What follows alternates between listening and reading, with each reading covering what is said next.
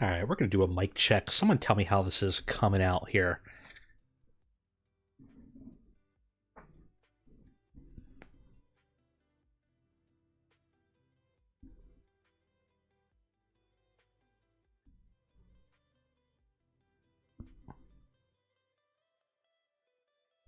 All right, I just got to get my feedback here. Like, I'm getting some kind of feedback, so bear with me, guys, 1 second as I kind of fix some audio issues on my end, and we'll crack into this and we'll take a look at the game. So probably about 30 seconds.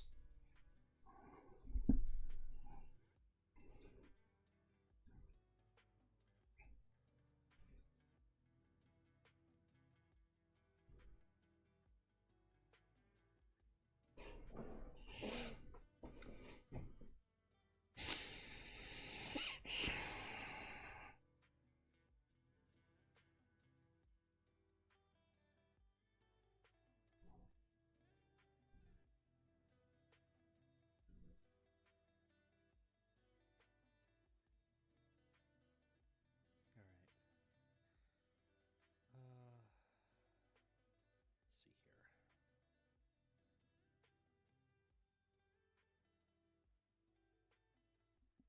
Hmm.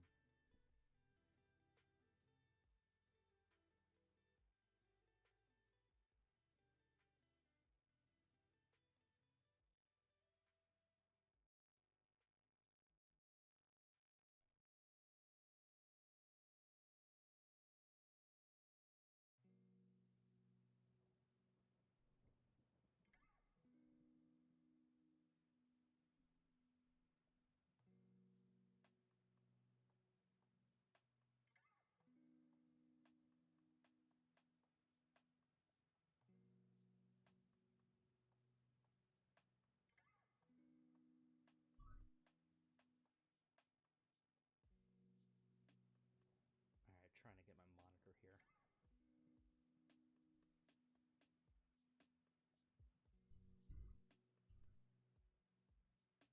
Hmm.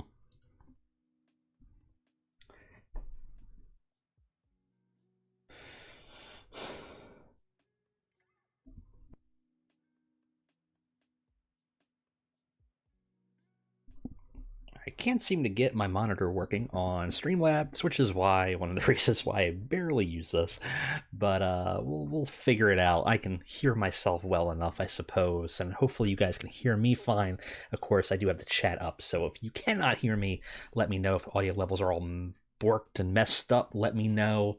I think we're in pretty good shape though, from what I was looking at, and I'm sure all of you in the chat will kindly monitor that situation as we approach it.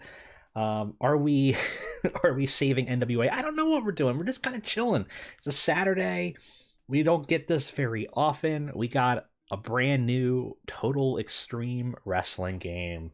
I've been doing some coverage of it. Obviously, we got the game, came out now, and I kind of just wanted to play around with it.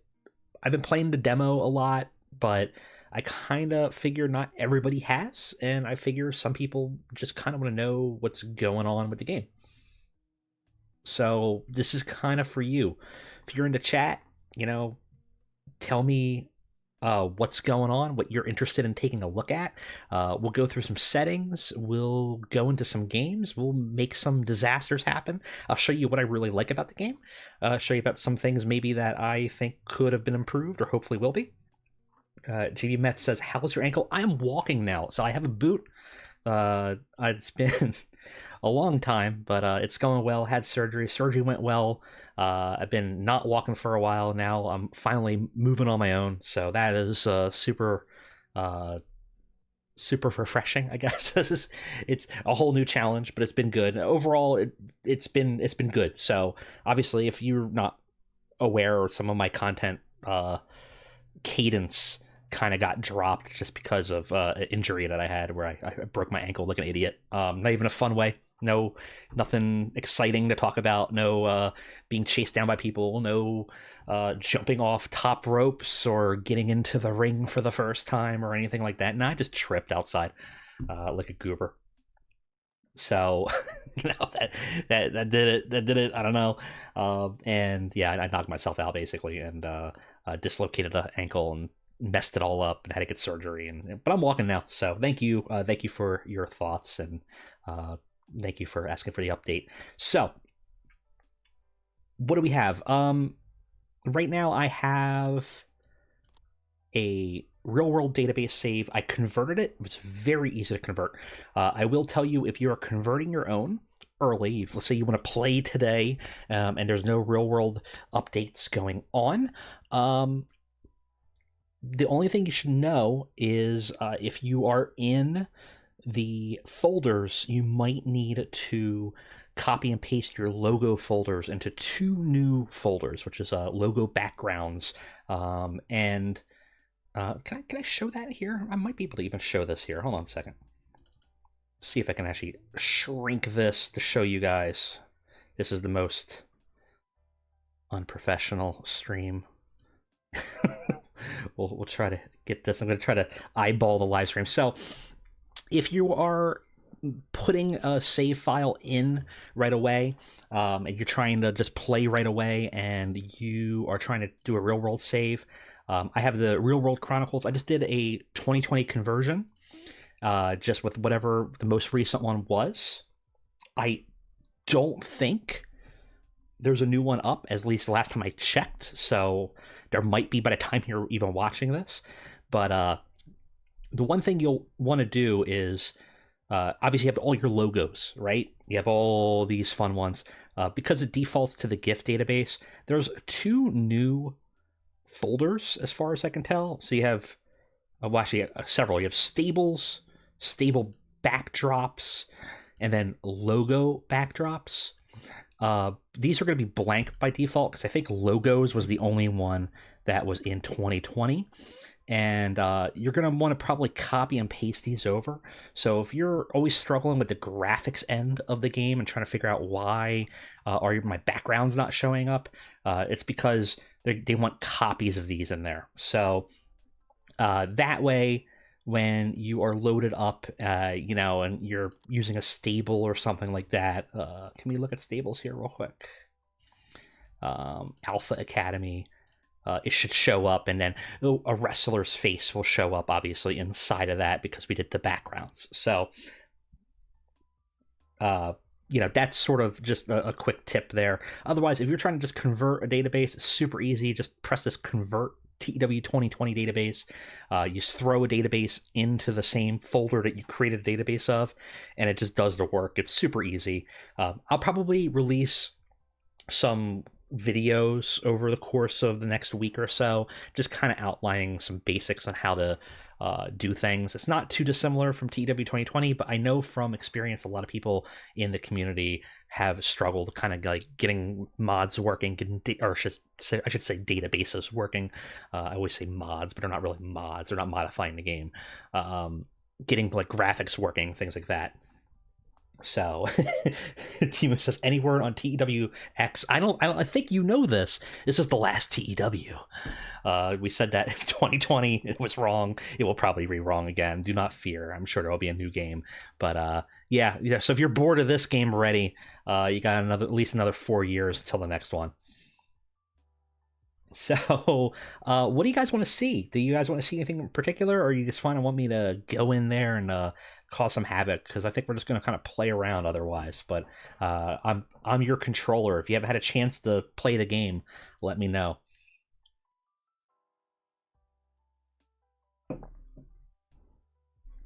Miko says, how are you finding the angles? I've not touched it, since it's kind of a bit of an intimidation. I've heard that, and I think that's a good place to kind of look at. So why don't we jump into a game?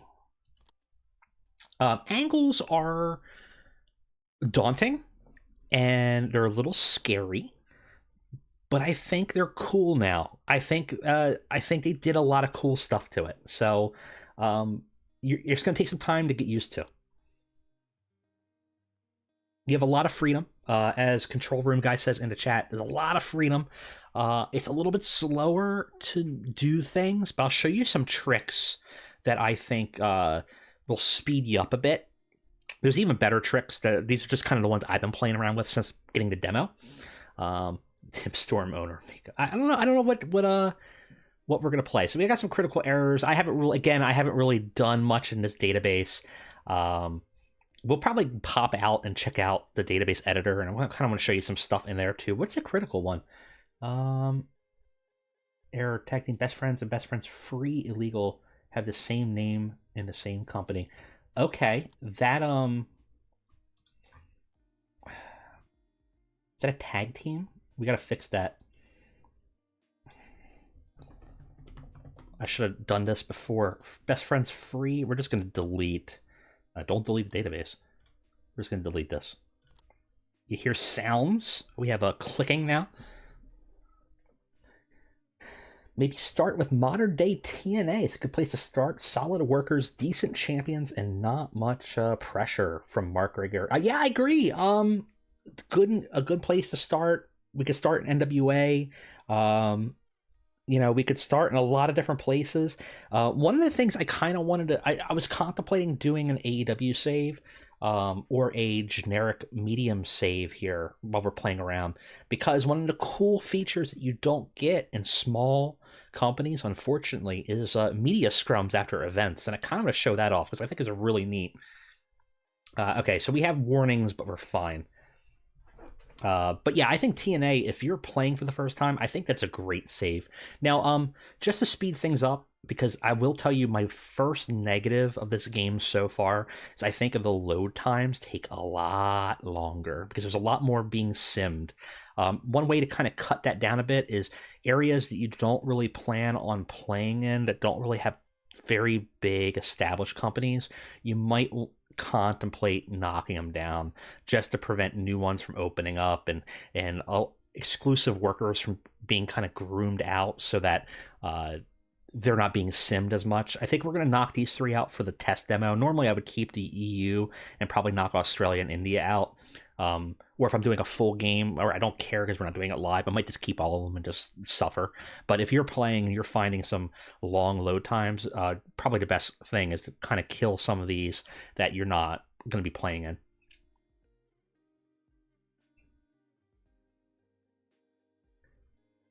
So let's go in here and let's just do launch day.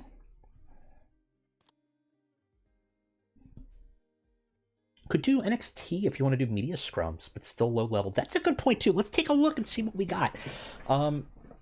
So, and we'll see what's going on and what we can do. We'll play around here. Got 21 people here right now. That's actually kind of crazy. So looks like people are pretty excited. I think that's the most we've had at one time for a live stream. Make us just Durger NXT time. 23 now, Jesus. Ring of Honor, I think, is a small, so would not qualify. You have to be medium or higher. But we'll take a look. So, first thing you're going to notice that's totally different if you haven't played a demo is you do have avatars, but they don't have skills anymore. So they just have a general booking skill. Kind of simple, so you don't have to worry about the little buttons.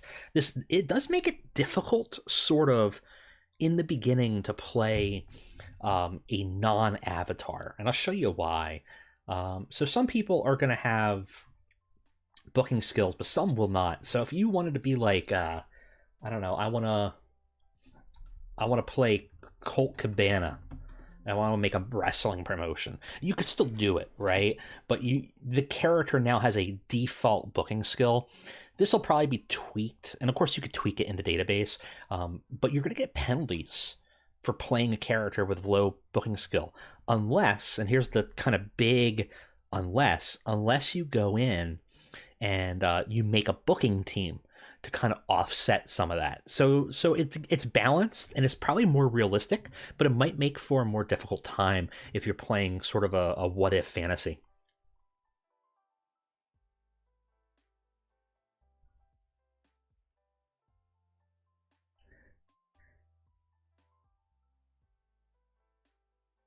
GBD Metz says, I still hear dev company sucks in terms of all your guys getting taken. Yeah, I simmed about a month of Ring of Honor to see, and it wasn't that bad. But also, I felt like there wasn't that much new stuff to the dev companies. I would have liked to seen them kind of go all in and kind of do some more to it. It's still sort of it's a challenge. It's a bit of an afterthought. You have a little bit more control, but not a lot. So let's just see. Is it Vince Russo in here? No, Vince Russo's not even in the game. I'm just kind of curious to see what people's booking skills. So Eric Bischoff is like 63, so you could still play, established characters. Tony Khan's gonna have a 68. Here we go. So, but playing random characters, you might not have a great booking skill. So just be aware of that. Like if you want to play Mecha Wolf, you could, but you're gonna have to lean on your booking team until it gets established. So, who should we play, guys? World's our lobster here, if you will.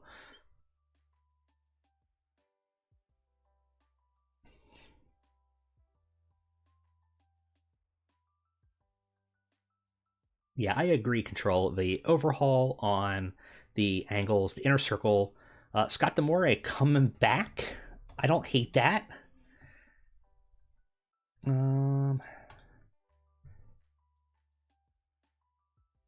Let's play Scott. I like this idea. Shane McMahon. Hey, Shane McMahon as Ring of Honor. Don't spoil future video series. Let's just say let's hold off on Shane McMahon for now, because I think there's some legs to that, and maybe you'll be seeing a Ring of Honor save, let's say, very soon. So let's hold off on Shane. I like playing Scott. I think Scott would be a good character here. We will go ahead and do unused removal. So, like we had said, total nonstop action wrestling here. TNA is a small, so they would not get a media scrum. NXT is also a small, so would not get a media scrum. That's kind of a bummer. I kind of hope they change it where small size and larger get media scrums, because I think a lot of people would do it. AEW can get one, WWE can get one, New Japan could get one. Scott Demore got kind of screw jobbed. I think. I think he's going to be coming back with a vengeance, though. So I will say I have not watched NXT in I don't know, since 2018, so I probably wouldn't know what to do. And I don't want to play a developmental company for a save, so let's pop in. I guess we won't be able to show. Let's you know what? Let's just play around. Let's become the booker of AEW, because I kind of haven't seen what the owner goals are, and I'd be curious to see how they have changed. And maybe we'll just shut off Rampage. And just kind of sim some stuff. What do you guys think? You think Scott Demore should join as a booker for AEW, help him out a little bit? And I don't think that would happen in real life. I feel like there's some heat there, but let's see, because I want to see media scrums. I want to get to an event here, and I want to show you guys some of the great backstage interactions that happen now. Can they save AEW? Let's do this. So we're gonna play as a booker. Remove companies. So now you have the option to remove any AI-controlled companies from the game world before the game start. This is useful if you want to speed up the game or only want a limited selection of active ones. So If you select this, you can actually choose to remove certain companies. This includes companies that no longer exist, but maybe have a potential to be popped back into existence or yet to debut ones. So you do have a little bit more control here. AW seriously needs a brand split. Yeah, it does. Scott will ban Tony off of Twitter. I hope. Let's go ahead. Let's pop it here. We won't get rid of anything. So new layout, obviously. For those who haven't seen stuff, some of the biggest changes here in the game. If you haven't played the demo yet, booking team, you can, as a head booker or owner, just if you're the owner, you're the head booker. If you're the booker, you're the head booker. You can have a booking team. Your booking skill's currently 72 here. So by itself, we will basically grow sort of like a mana, sort of like a custom pool of energy that we store. Certain size shows require a minimum in order to avoid being penalized. Actually, it says it right here. So each show requires 20 CE per hour to avoid being penalized. And we're going to be ourselves, we're going to be making 90 CE. So that is that's good. We could do that, but we also can actually add people in. So certain candidates here that have booking skill are going to be available to us. This is great. This is like my favorite part of the game, is adding the booking team and then the inner circle, because it forces dynamics between characters to be engaged. Now I have some guff with certain mods and databases out there, because I feel like sometimes they make locker rooms too I don't know, uninteresting. Like, everybody's professional, everybody's kind, and it's probably more realistic, to be honest, but it's not necessarily engaging with the game. So I kind of like mechanics in the game that force you to go ahead and put conflict in the game, right? Like, force people to go against each other. So bring on Britt Baker. I don't think she has any booking skills, so she wouldn't qualify. You can, I think, put anybody. Oh no, you can't. Only people with booking skills, because they wouldn't produce any skill anyway. So we can't just put anybody in there. People will request to be put onto a team. Yeah, I mean, the modern wrestling backs is not as crazy as it is, Des in like the 80s and 70s and 90s. But it's a game. You kind of want that mechanic to be present. Inner Circle also is a new feature. So this one, again, everybody is kind of looking to get into these positions. There's benefits to getting these positions. People that have rivalries will be upset if their rivals get into those positions. If you right click on the search button, you can remove the filter, put anyone. Oh, I didn't actually realize that. I didn't look at that.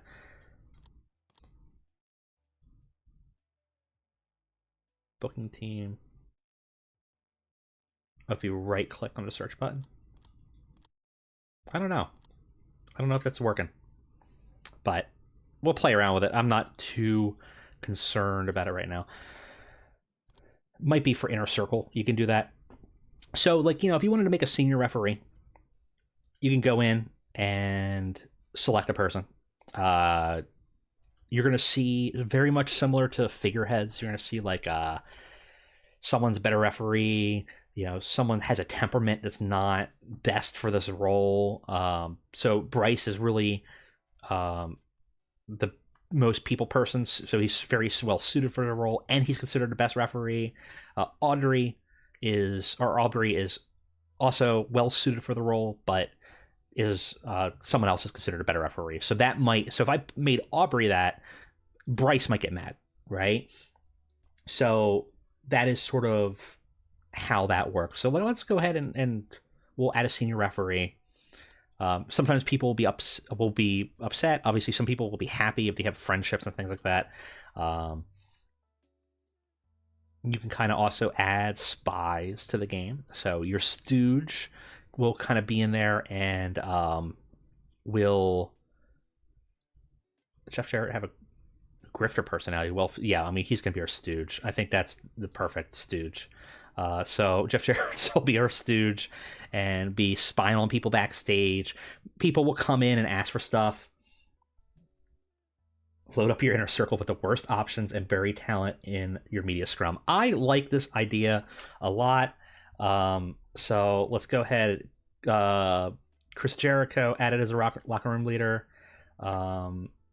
Everybody's happy about that, actually. Chris Hero, that'll piss off Eddie Kingston, I think. Eddie Kingston's very angry about that. Yep. We'll add Dustin Rhodes. I think no one will be upset about that.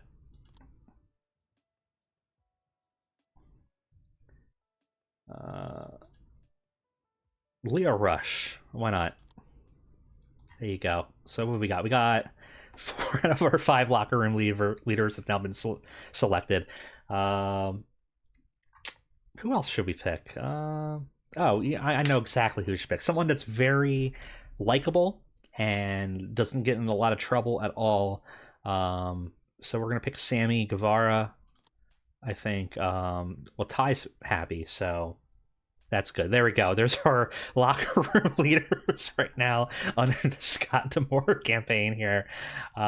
Perfect. We'll leave everybody else blank for now, and we'll just see what's kind of going on. I'm gonna go ahead and I'm probably going to say we're going to just shut down a show here. Let's shut down Rampage. I don't think we need it.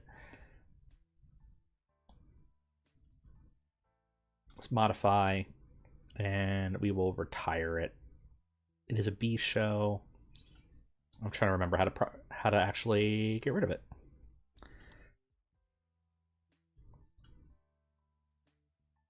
Held on dormant. There it is. I can't believe it just went right past dormant. No, sorry, you cannot. While it's still on air. Ugh. Do we have to go in and can we not just get rid of it?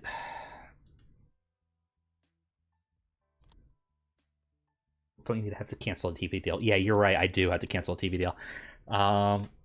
So I need to go into broadcasting, and who is it for? Rampage, TNT. Cancel deal for Rampage. They're going to be upset about this. They want to complete their contract. Oh, crap. Well. Considering there's like 45 of those, we're not going to do that. I guess we'll keep Rampage and we'll just auto book it. I'm not going to... We have a lot of money, but we're not... it's just not a long-term save. Let's go ahead and let's go ahead and just knock these off. We're gonna cancel the deal for Rampage. Yeah, we're gonna take that.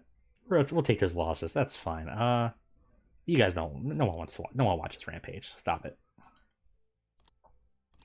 Should just be a third hour of Dynamite anyway. So it's silly.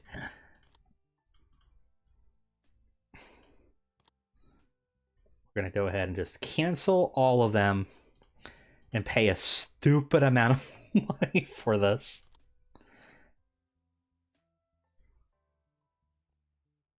Rampage, cancel deal. Yep. Perfect.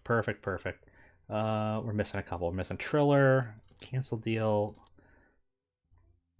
Toonami. Okay. Where is Tuna? Okay, you know what? I'm not even going to ask questions. I think that's everybody. We have Dynamite Collision. Perfect. Okay. Okay. So we can now get rid of Rampage. Make this dormant. I think we got rid of everybody. Did I miss one?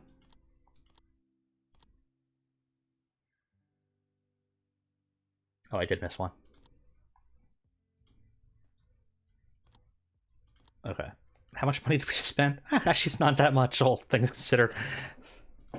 All things considered was not actually that much money. I think it auto went dormant. Perfect. Yep, everyone's saying that I missed one. I thank you. Okay, so what's different? Let's go ahead and let's get to a show. I think let's get to a show, and we'll start to look at some of the differences here that are kind of interesting. Okay, so we're at Collision right now.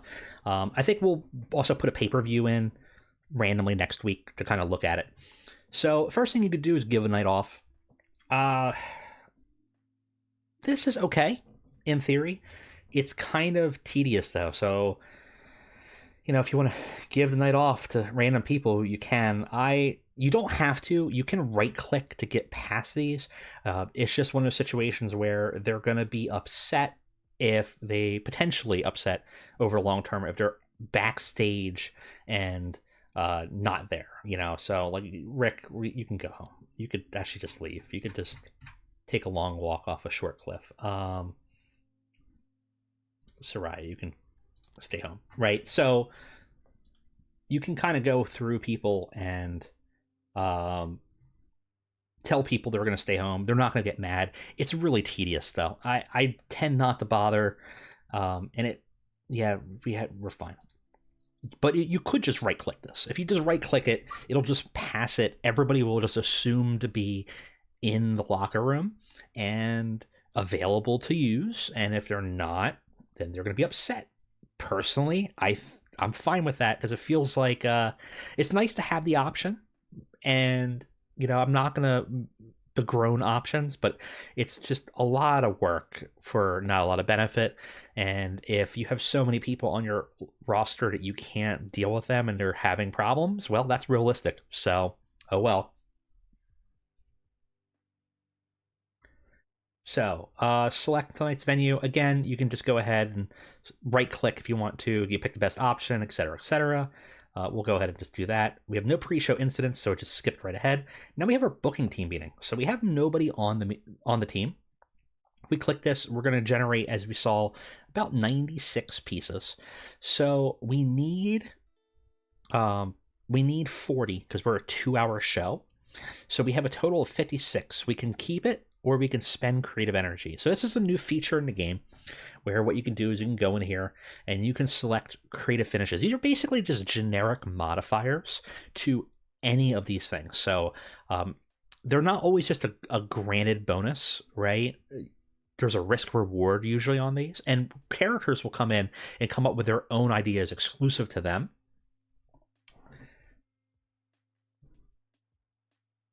Timu says, the night off feature is a complaint I have. It feels a bit silly that I can't just tell my roster everyone except on the card and stay home. Yeah, it's a little convoluted. I kind of get why they did it, but it's too tedious. I just don't bother with it, to be honest, when I'm playing. And you know, if you want to, it's there. So I don't think it's a bad thing to add those options, but I think it could have been dealt with a little bit more creatively.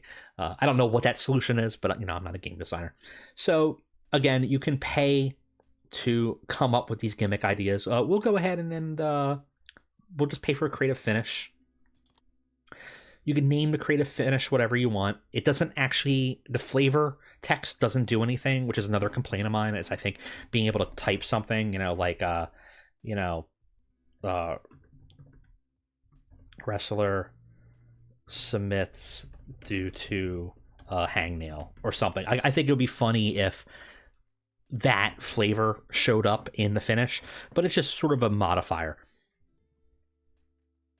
Yeah, you can, as Soja says, you can go ahead and disable it in the settings, and it's not a big deal. But it's not great. Now we have that creative finish.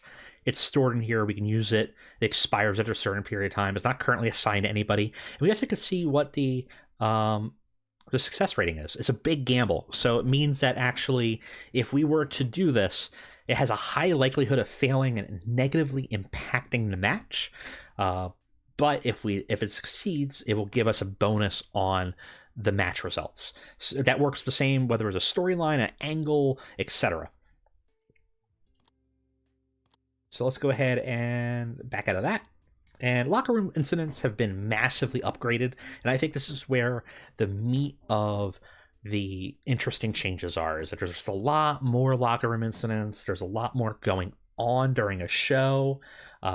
I love it because I want my wrestling sim, even if it's not realistic, but I want it to be like wrangling cats. And that's what I'm looking for. So it kind of does that. It doesn't do that like crazy, but some of you might not like this because it's a lot more. So let's go ahead and click it and just see what the game gives us. Great. So one of the new things is when you're in an area, a local worker can say, hey, I want to hang out backstage. Maybe I have friends back here. Maybe I just want to be around. And you could tell them to kick rocks, or sure, you'll see what their relationships are. So, I guess I guess he took off being an ESPN host and decided that the hype train needs to come back into town, and he wants to just hang out. He's unemployed. He hasn't worked for AW before. We can see if he's worked here before, and we see what relationships he has. He does not have anybody. I'm gonna say sure, that's fine. It likely won't have a negative impact, but if he has relationships that might be impactful, then it could cause a problem. We see Protege, so Sting's passing on psych tips to Darby.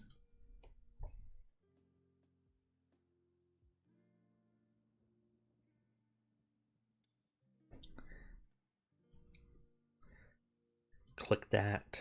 Okay. Boop, boop. There we go. Jeff Jarrett passing on tips.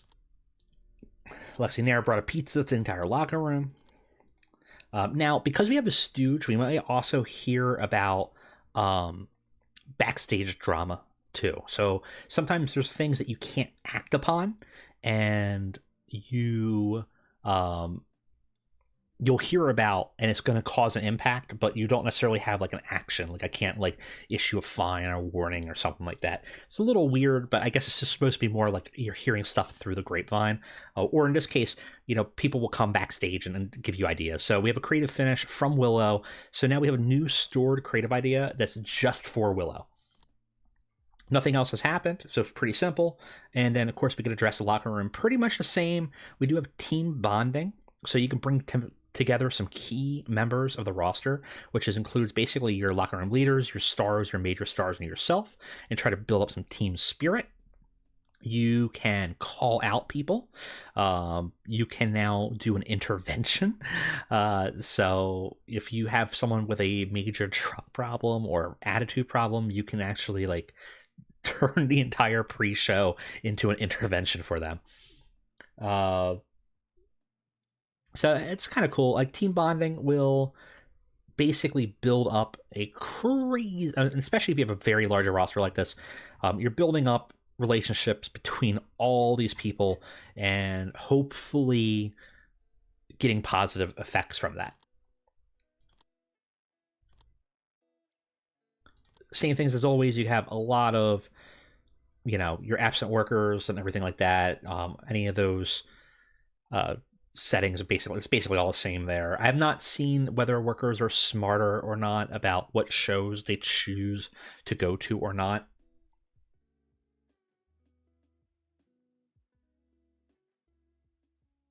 Meko says, what's the thing about improving microphones? Wasn't there something about calling out talent? Yeah, I mean, you can call out talent about a lot of things, and basically call them out for having a bad performance, and you might. It's very similar to the feature in the end of shows kind of thing.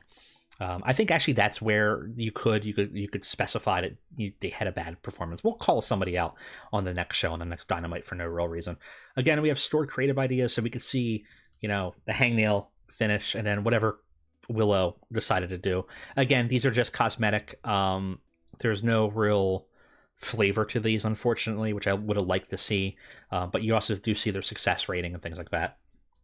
So let's go ahead and book. Do I have it set for? I like to set it so that. So again, here you can see you could skip the nights off. Um, I actually like the book from the bottom up. I'm a weirdo. You may prefer to book a main event first. I like to build from the bottom of the card to the top. I don't know why. I'm broken. Tell Willie needs to stop saying bruv. Okay, so let's go ahead and let's look at some of the features. I'm not going to really do much about actual booking here. We're just going to kind of play around because I just want to show you guys some features and give you an idea of how the game functions versus 2020. So we're just going to kind of put together some random show. So actually, let's Lucha Brothers versus Private Party sounds fine. We'll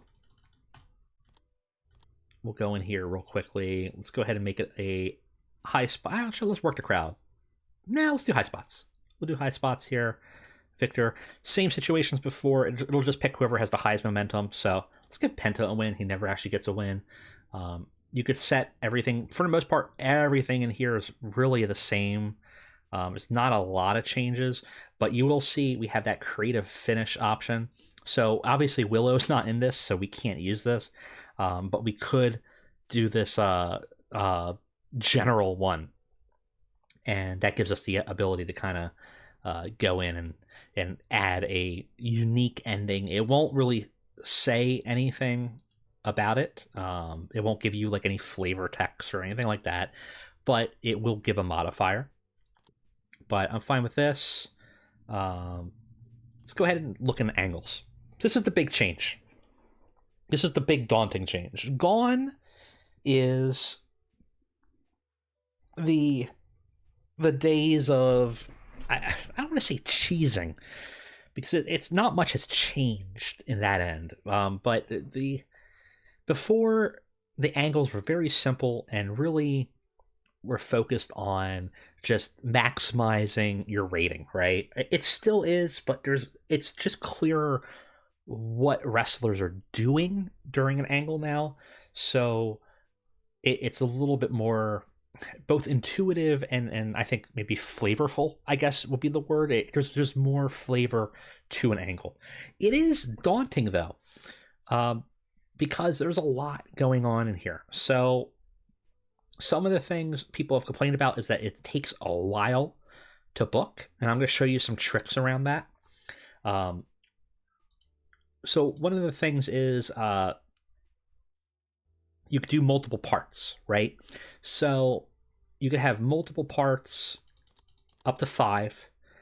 They could all be different. So for example, you could have a part 1 that leads to part 2. That could be a backstage incident. That could then be, an outside broadcast as a video package that's now back in the ring, and could be, whatever you want it to be. So you have all those options there. Let's go ahead and back out of this real quick. Whoops. So you have a bunch of options. They're all a little bit different. I highly advise you to go through your handbook.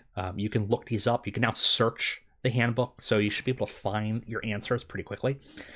But if you wanted to add somebody in this situation, so let's say we wanted to add, I don't know, a backstage interview that is serious, that's 5 minutes, and it involves Chris Jericho droning on, and you now select the role. So what are they doing? Well, so before it was, I want them to be rated on microphone, rated on charisma. No, instead, now you have a specific role. So what are they doing? Well, they're being interviewed. Okay, great. Who's interviewing them? Well, Renee Paquette's interviewing them, and she's the interviewer. So it's automatically rating it based on the role that you are providing it. It's nice because it's more evocative of what's really going on. If you're a min-maxer, it might be a little bit harder because you're going to have to go in and look at what specifically these are rating it for. I think it's better, and it's probably going to end up giving you worse results because you're not min-maxing like you used to, but you're actually booking it more realistically. And maybe you have Big Bill is just acting in the background, and he's just being intimidating, right? So you've now added 3 people into the scene. You can go ahead and type what's going on. Chris Jericho drones on and on and on and on, right? And you're done. You also have to go ahead and auto name it. So it's just going to do an interview with Chris Jericho. You can name it whatever you want. Does the handbook tell you which each role is rated on? Yes.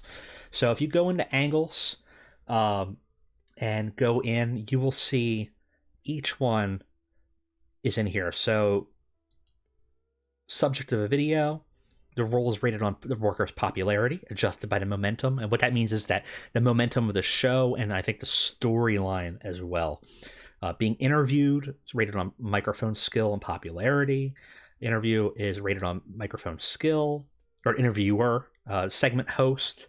So you can kind of see all of these are based on specific abilities. Intimidation is rated on menace and popularity. Comic relief on their entertainment skills, non-speaking roles, or just their popularity being in existence there. It's also designed for short appearances and will get penalties for lengthy usage. Background player, same thing. It's like a cameo. Off screen, won't be rated at all. So you kind of see selling an injury based on their selling skill, dramatic acting based on their acting, working the crowd based on their entertainment abilities. Pretty easy to kind of figure out. Yeah, that means menace isn't completely useless. Yeah, I mean, it has a specific usage. Sex appeal, sex appeal they've also buffed a bit. It's not as punishing to use anymore. They kind of went really hard on sex appeal in 2020, and they kind of pushed it back a little bit. Scott Summer says, I'm guessing it's the same percentages as 2020. I believe so. I don't think the changes to product, I think the product breakdowns and the way those skills interact in the angles are the same. It's just kind of adding a coat of paint. So anyways, if we were done with this and just wanted to do it, you could book it. And now you have your interview with Jericho, right? There's another way to do it, though. And I feel like a lot of people don't realize this. So I kind of want to show that because there's actually a really quick way if you want to book something quickly that's a single angle, like a single part. Like, let's say we just want that interview where we don't want to do multiple parts. This was kind of clunky and it kind of scared people. So a lot of people were talking about it like, ooh, this is scary. This is the angle system scary. Oh, guys. Oh, boy. Something new, scary, right? Quick angle. Quick angles down here. It is my bread and butter for most angles. I even use it to set up my part 1. Click this button, you get a whole new screen. You could set your minute rating to whatever you want it to be. You could set whether you want to be in-ring, backstage, or outside broadcast. And you can quickly set, what are we doing? Are we doing an interview? Are we cutting a promo? Are we doing a hype package? Are we doing a beatdown? Are we doing a brawl? Are we saving the day? Are we doing a contract signing? Are we doing a stare down? Very quickly, you can now go in here, and to make the same thing we wanted to do, we have Chris Jericho. It's already set for him being an interview. We could have set who the target is. For some reason he's feuding with Orange Cassidy or something. We could set Renee as the interviewee. We want Big Bill in there. We can go ahead and do that and set him for intimidation. We have Brian Keith in here. He is just sort of in the background, right? Not speaking appearance. Boom. Set the segment name. Chris Jericho cuts a promo on Orange Cassidy. This is much faster to me. I think this is super easy. Are you sure you want to fill in the angles for the details given? Yes. So now you have everything that we just did all right here on part one. So Big Bill is intimidation, Brian Keith, non-speaking appearance, Chris Jericho being interviewed, Orange Cassidy off-screen, Renee Paquette, interviewer. You can set any road agent rules that you need. This is the same as 2020 for the most part. Only difference, I don't remember if you could do bumps in angles before. I don't remember that for sure. Is it worth a $35 price tag, and will it be available on Steam? Maki Club asks. The last part of that is the easiest answer, which is definitely no. They are not releasing it on Steam, as far as I'm aware, and a lot of that is just that Steam takes a huge cut of revenue. It's a small company. I don't even know how much they make on these in terms of how many people actually buy this game, but with the way they release it, they get like 100% of the money. Steam takes like 30-35%. It's just not worth it economically, so you're not going to see it on Steam. I will say the new e-license system was super easy, so it was not difficult to set up.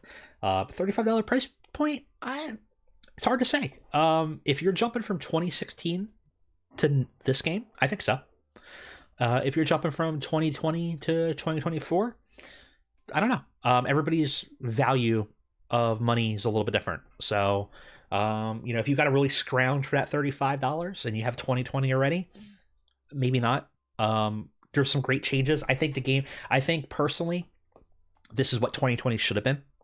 But, it's not like it's a groundbreaking, revolutionary change. I will say, though, that from what I've played in the demo, I've simmed about a month, I felt that the game felt more alive and reactive to me than it ever did in 2020. So for me, it was worth it. Everybody else, the mileage may vary. Now, so one of the problems with the quick angle, you can only do one part, as far as I can tell. If you went to go and try to redo it, it's just going to erase it. So you can use it as a springboard. So that's kind of what I do. So Chris Jericho cuts a promo on Orange Cassidy, asks, "Why you so orange, bro?" Big Bill laughs because he is contractually obligated. Okay. So one of the nice things too is that the segment output, which is completely optional, is right here. So you could just very quickly go ahead and just put whatever you want on there, and it'll show up. Before, you had to go into an angle creator, and that's what I did. So if you ever watch my videos and you're like, how did he make custom text? I had to go in and I had to make my own angle. It was very time consuming. Right now, if you want to just write your own stuff, it'll just show up. Neckel says it's a more polished 2020 without being able to edit products. Yeah, I agree. It's basically 2020.5. But it's sort of the changes that they did make, I think, are substantial. But it's not like a new game. It's not like 2024 feels like a revolution in the series. Yeah, of course. I'll always tell you guys what I think. I will tell you though, I'm relatively positive on the game. I'm always been a fan of the series, and that might sway me. So there's other competitors out there. It's like Pro Wrestling Sim. It doesn't do that game doesn't do what I want. I'm looking for more of the sim element, and I think this does it for me. But for some people that just want an easier booking experience, there's other options, and so I'm never gonna blow smoke up your butt about it. So now let's say we wanted to add a new part to this angle. We're gonna save part one. We're gonna do add new part, and now what you could do is you could add a copy of it, and adding a copy is just gonna make make all the people be the same, but you're gonna want to modify their roles.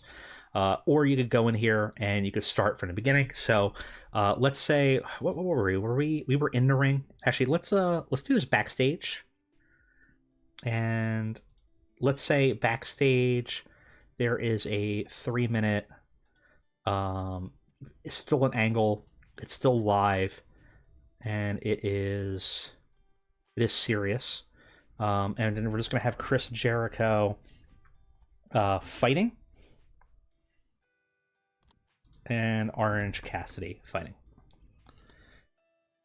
So now, you know, you have that. We still have that segment output. Just say Orange Cassidy comes in and attacks Jericho.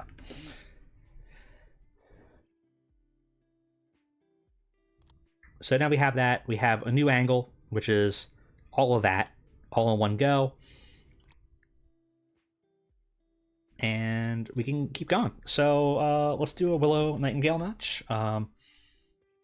Your divisions are now, and that's another thing I got to show you guys. Divisions are a lot cooler now. There's not just men's and women's. You can do a lot, and we'll walk through that. So let's have Hikaru Shida. We'll do a 13-minute match. We will have Willow win because I want to bring that creative finish that she brought in. So we're going to bring that in. We'll just do storytelling.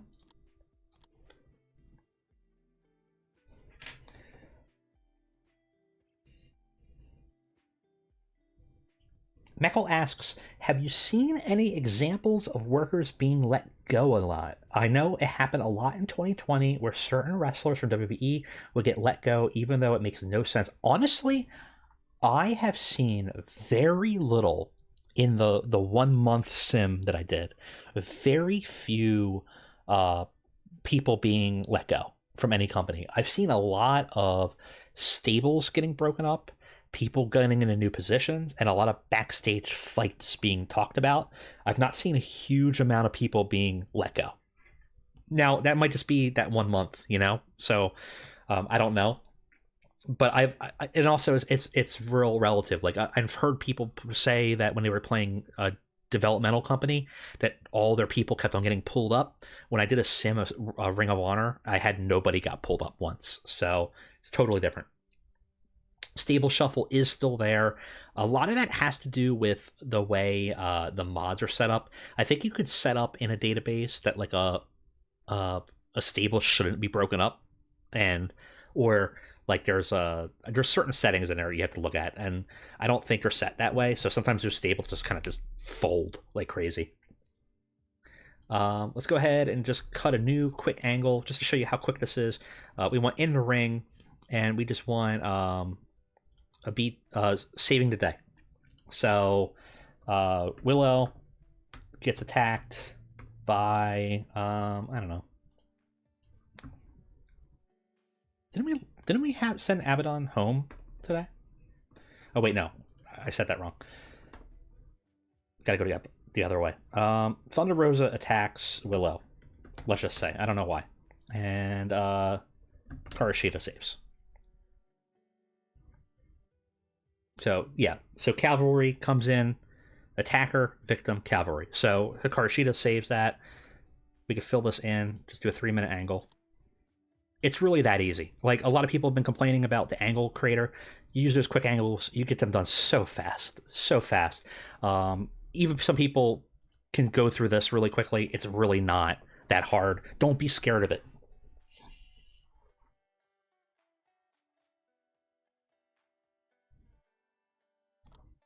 All right, so I'm just gonna write something.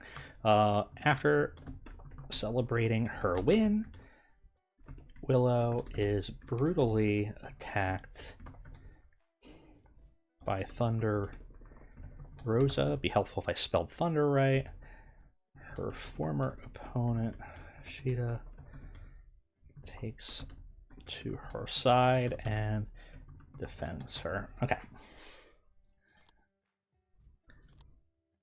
Let's just do something weird. Not a lot of differences in types of matches. I've not actually done new matches adds up, like making new matches. As far as I can tell, it's the same. So not much different there. You can do battle royals, and I'll show you something that's like kind of a bummer. So we're gonna add a dynamite scramble or something.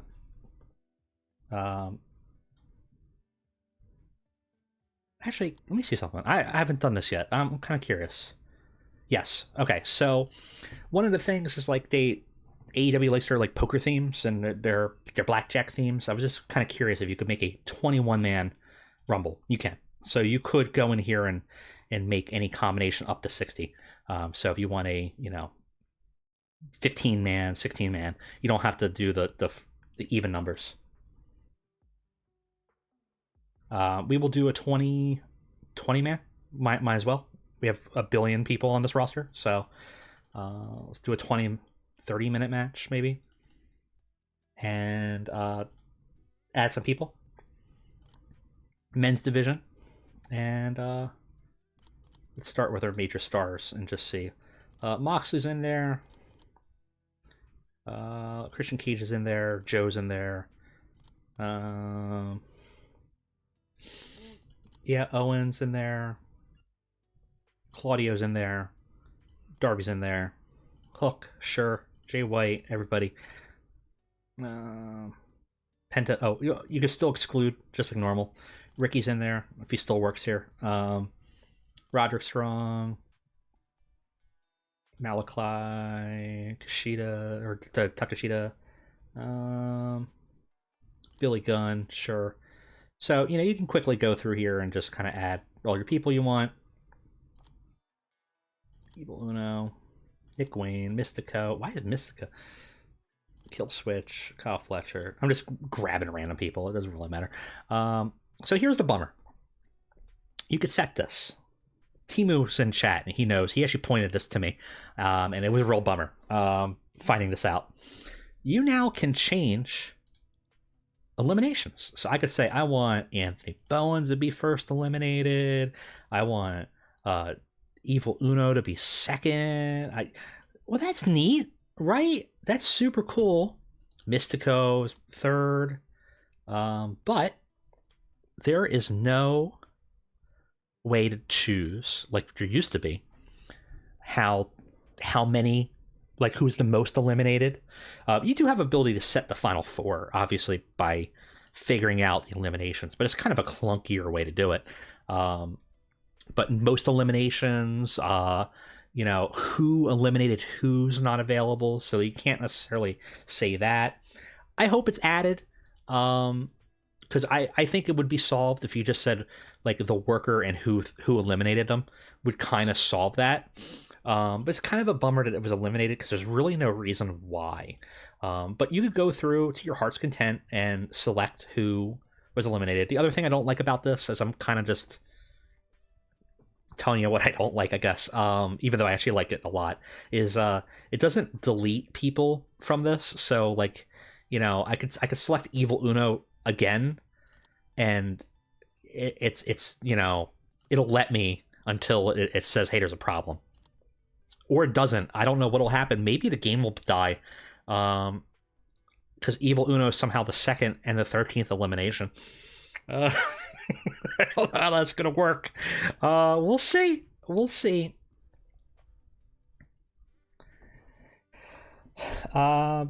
Zaki said, is this game out now? Yes, it is out. It came out at 12 p.m. Eastern Standard Time.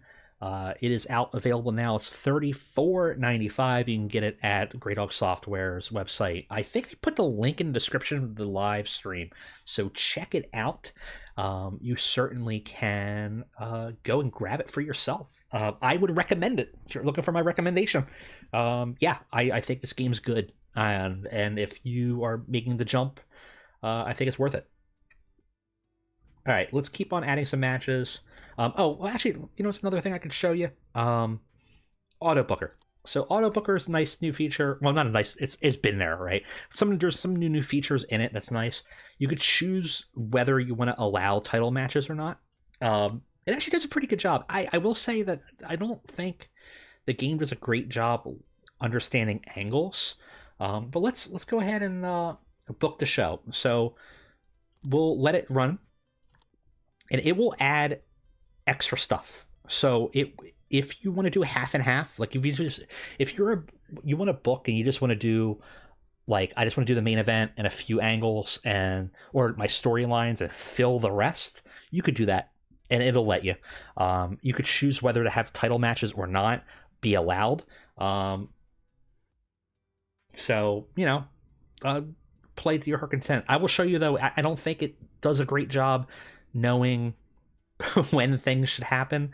And it doesn't have a lot of flavor. So, like, an interview with MJF and Swerve happening after their match is a little weird, I think. But it's doable. So it does some weird stuff. But let's go ahead and let's just run it. We're not here to book creatively. We'll have shows for that. I just kind of want to show you guys as many features and kind of answer your questions. So, we're not really booking here. So, okay, we got the Lucha Party. So one of the other things here, so Lucha Party. Oh my God, I just combined both teams. That would be a super stable Lucha Party. we just combined it and made, is that a WWE team from a while ago? We just rebuilt it. So in a decent pre-show match, we have Lucha Brothers defeat Private Party, 14 minutes. Again, same situation as before. But we get a lot more info now. So you get to see the crowd heat at the end of the match.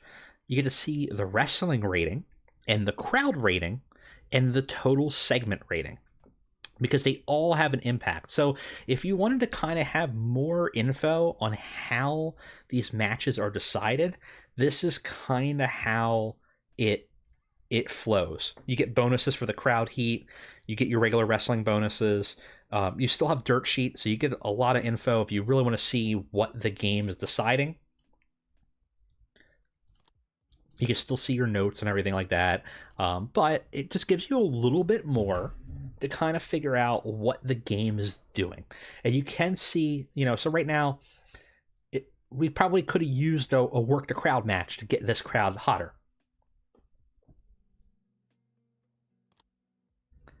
They're still low, right? We put this in the wrong place. Oh, man. Oh man, there's time travelers. We got some time cop situation. But you could see the way it can quickly add flavor. You can write out your own descriptions and they show up there really easy. You can also go back to the booking screen and change things. So we put this in the wrong order, right? But it is what it is. You can go and add stuff based on what that crowd is doing. So if you find that the crowd's getting burnt out, you can kind of go in and quickly, see that heat, and then quickly go in and maybe add a match or change it on the fly to try to manage it. That's a lot more work than I'm willing to do, but, hey, you do you. Here's our gigantic scramble. I'm curious to see Order Elimination, Anthony Bowens, then Evil Uno, then Nick Wayne, then Mystico, then Kyle Fletcher, then Jay Lethal, then Lance Archer, then Billy Gunn, then Killswitch, Roderick Strong. Okay, so it didn't give us an error, which is what I thought it was going to do, and it didn't have Evil Uno get eliminated twice. So that's good, I guess. I was 50-50 on whether it was going to do that or it was just going to crash the game, and neither of those options happened. So that's good. Yeah, it did correct my mistake there. I thought maybe we would open up like a black hole, just destroy this computer, but it did not. So good on them. Probably shouldn't have let me do that in the first place, but at least it fixed it. So you can see the crowd's very white hot. Now we're simming it back down to very hot. So we have that angle. We cut a promo, and obviously laughs. So this is sort of your multi-segment part.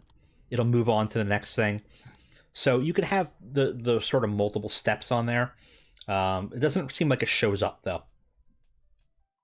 But the individual parts have ratings, which is kind of neat. So you don't, if you were worried that you have to go through like each individual click, you just kind of put them all together and you get those individual part ratings. But that does limit you a little bit if you're a person that wants to write a lot of flavor. I think there's still the same character limit. I forget what that is, but I want to say it's like 1,000 characters. We'll test it on Dynamite. Blah blah blah blah. I'm sorry for just kind of rolling through this, but we're here to check out some features. Actually, their segments were better than mine, so AI is a better booker than me. Lost some popularity. We don't have enough hot stories. So same situation as the previous game. You have to manage those stories.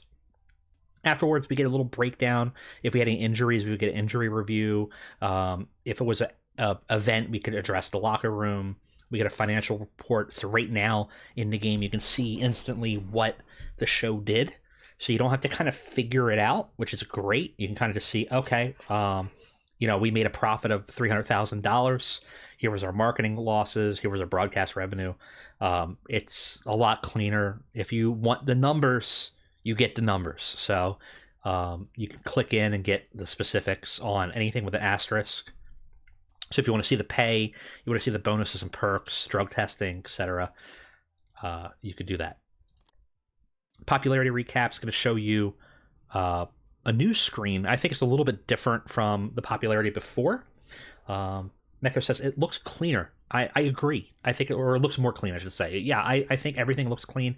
You have to click a little bit more, but this is a hot take. Everybody online is complaining about all the clicks. I actually prefer the clicks because I think the UI looks cleaner by moving everything into different tabs. And I'm going to stand by that. And I think that was the design intention. Everybody disagrees with me. That's fine. I will stand in the corner and shout on my soapbox that I think the more clicks makes for a simpler UI that looks cleaner and is more engaging, and I don't care. But everybody's different. You get to see here very quickly where you're declining or where you're growing.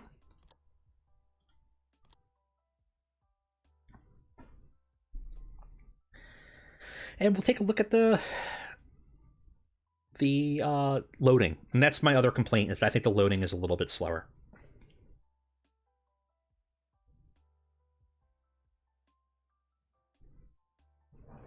So what are your thoughts, guys? I mean, we just went through a day. We kind of walked through it very slowly, but how you feeling? If you haven't seen the game, if you haven't played the demo, is there stuff here that you like? Is it a little too much of the old game, or does it seem like there's some interesting updates that maybe are pulling you in? I'm kind of curious.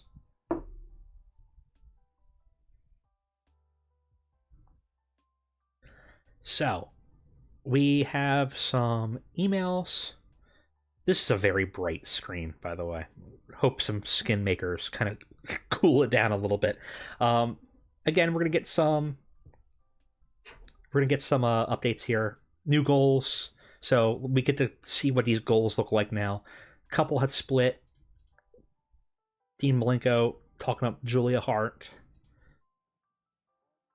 Okay. Very cool. We can see some of the top headlines, just kind of get an idea, because you guys were talking about, like, are they letting a lot of people go? I haven't seen a lot. We get a lot more news about people, a lot of stables disbanding. Again, get a few more notices, I feel, about people joining jobs or having relationships with people and, like, having drama, which is nice. You get to kind of see it. So, there's more going on. The world, I think, feels a lot more lively. Let's check our owner goals, because I haven't seen this yet. Okay. For the most part, these look the same to me. I was hoping for a little bit more, but can't fall into debt, and then some wrestler classes. I don't know what you would add to it, but it doesn't look like it's that much different than before. What else can we look at here? Yeah, actually seeing mentorship is cool. It'll help you determine what's going on with those characters. That's actually another thing I'm going to show you guys that I think was kind of not talked a lot about. And I'm hoping the various database editors really utilize this. Relationships have been modified. So this is cool. Before, there used to just be one relationship, right? now you actually have four relationships going on. So, um, if you were to do Vince McMahon and Shane McMahon, well, they're the parent relationship, so it's not just family relationship anymore. You get to decide what type of relationship, and each of those have slightly different effects on sort of their relationship. So, cousins are going to interact a little bit different than a parent, but also you get to decide personal relationships, not just like, okay, yeah, they're related, but like, do they actually have hatred, open hostility, mutual loathing? Um, romantic relationship. Well, it is a McMahon family. And also if they're a mentor or protege, you get a lot more control. Like, this is super cool. It gives you a lot more control over how these characters interact. Again, like, if you to go back to like a older save, if you were doing a historic one and you had like a Cody Rhodes debut, you could set up that Dustin and him have a relationship. Maybe they have some simmering tensions, because of the half brother relationship and some drama there. You could set up that Dusty is their kids. You could set up who's mentor and mentoree, what their relationship status is. It just makes it all a lot livelier, I find. Backstage is about the same. It's a little bit clearer just what the morale is. So, what the notable personalities are, what the relationships are, other factors, pretty much the same, but just a little bit cleaner. No percentage rating anymore, just excellent, good, etc. Investments are also have some new add-ons in here that are nice. You can make charitable donations, and you can actually make charitable donations to specific causes. So if you want to do like animal conservation, you can go in and send $100,000 to that. And sometimes it has an effect, sometimes it doesn't. Sometimes it can even blow up in your face. And a lot of those are delayed, so you don't necessarily know if there will be a response necessarily right away. You build a corporate headquarters, which will cost a certain amount a month, but you'll get a prestige rating. Again, some things to spend money on, which is nice. Also, same thing, building a physical Hall of Fame. So having a place that you can kind of showcase that is cool.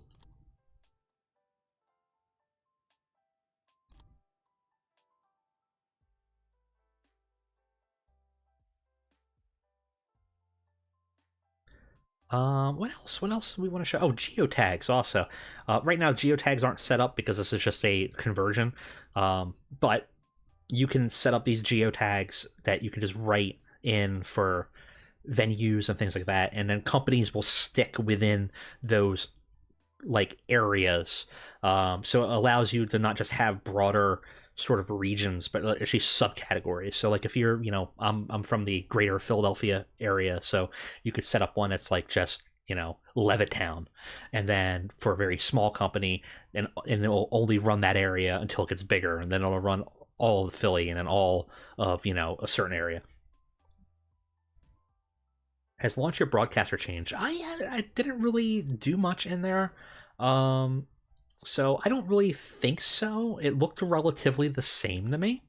And the cost, I haven't gone back to check if they changed the cost. What I do know is that, from what I understand, it's a little bit harder to make money with it. But I haven't seen a lot of comparison yet.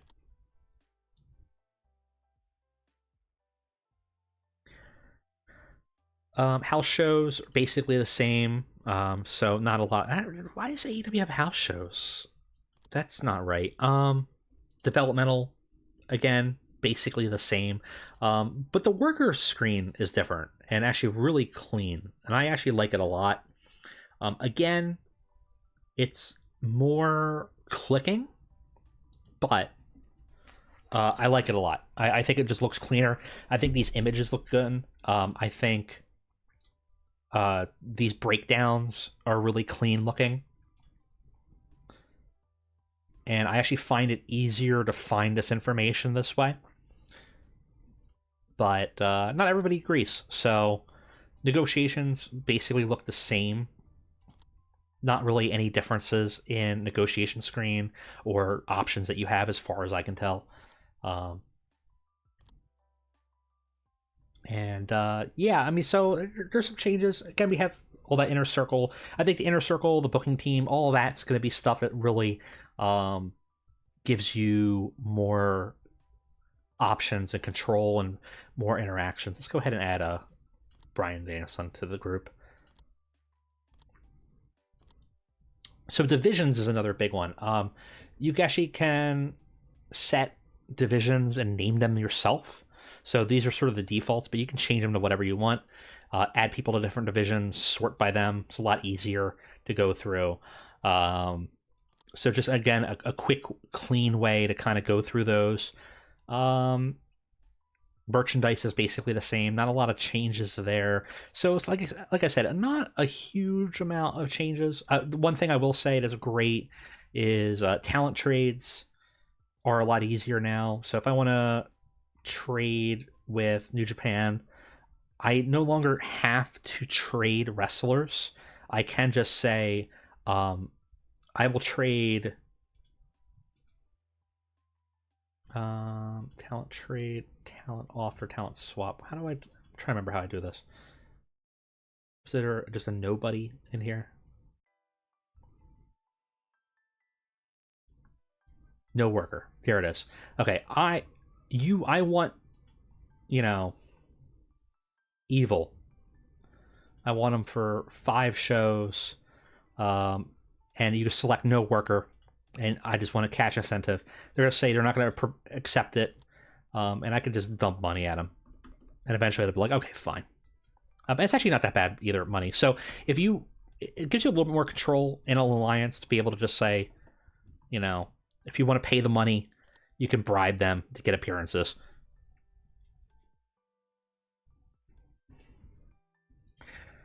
Ryan says, the only thing I don't like about the screen for workers outside of your company is not being able to see their contract status with other companies. Yeah, that's true. Like, you can't see how long is on their contract.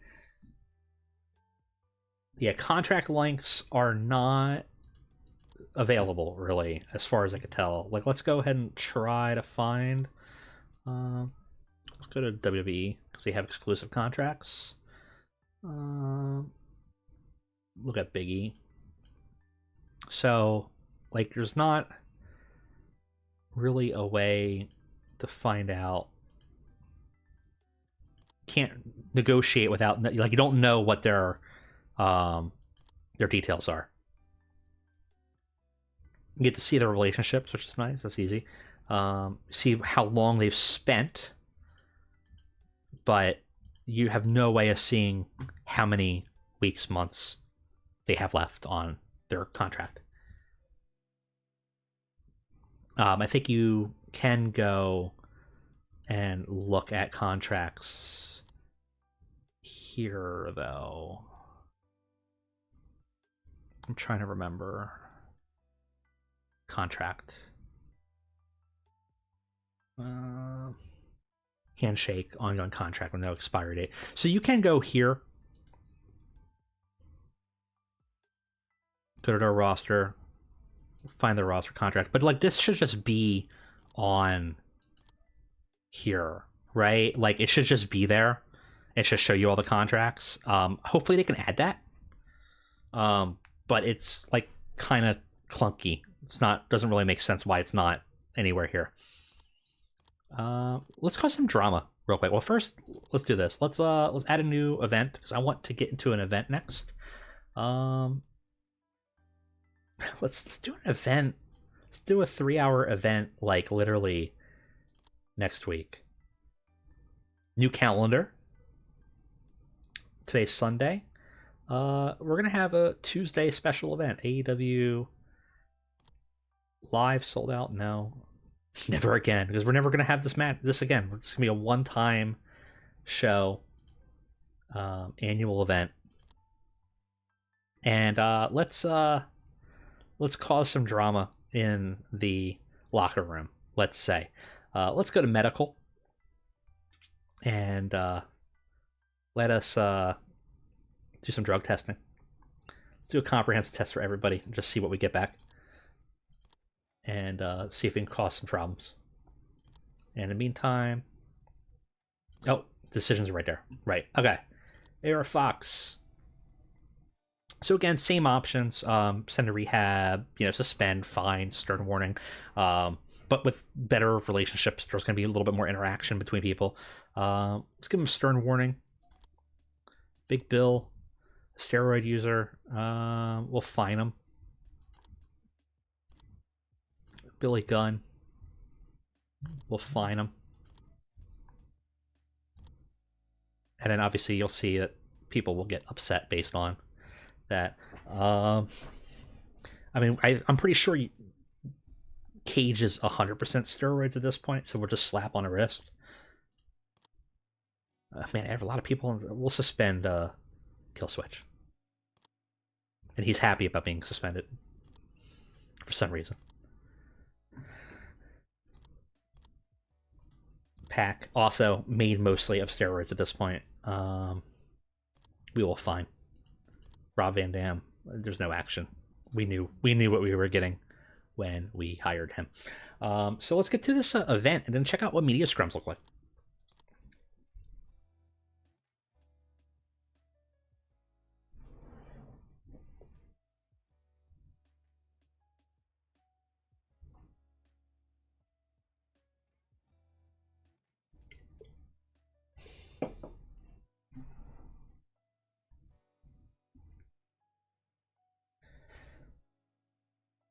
And we do get to see just longer loading, at least from what I've observed.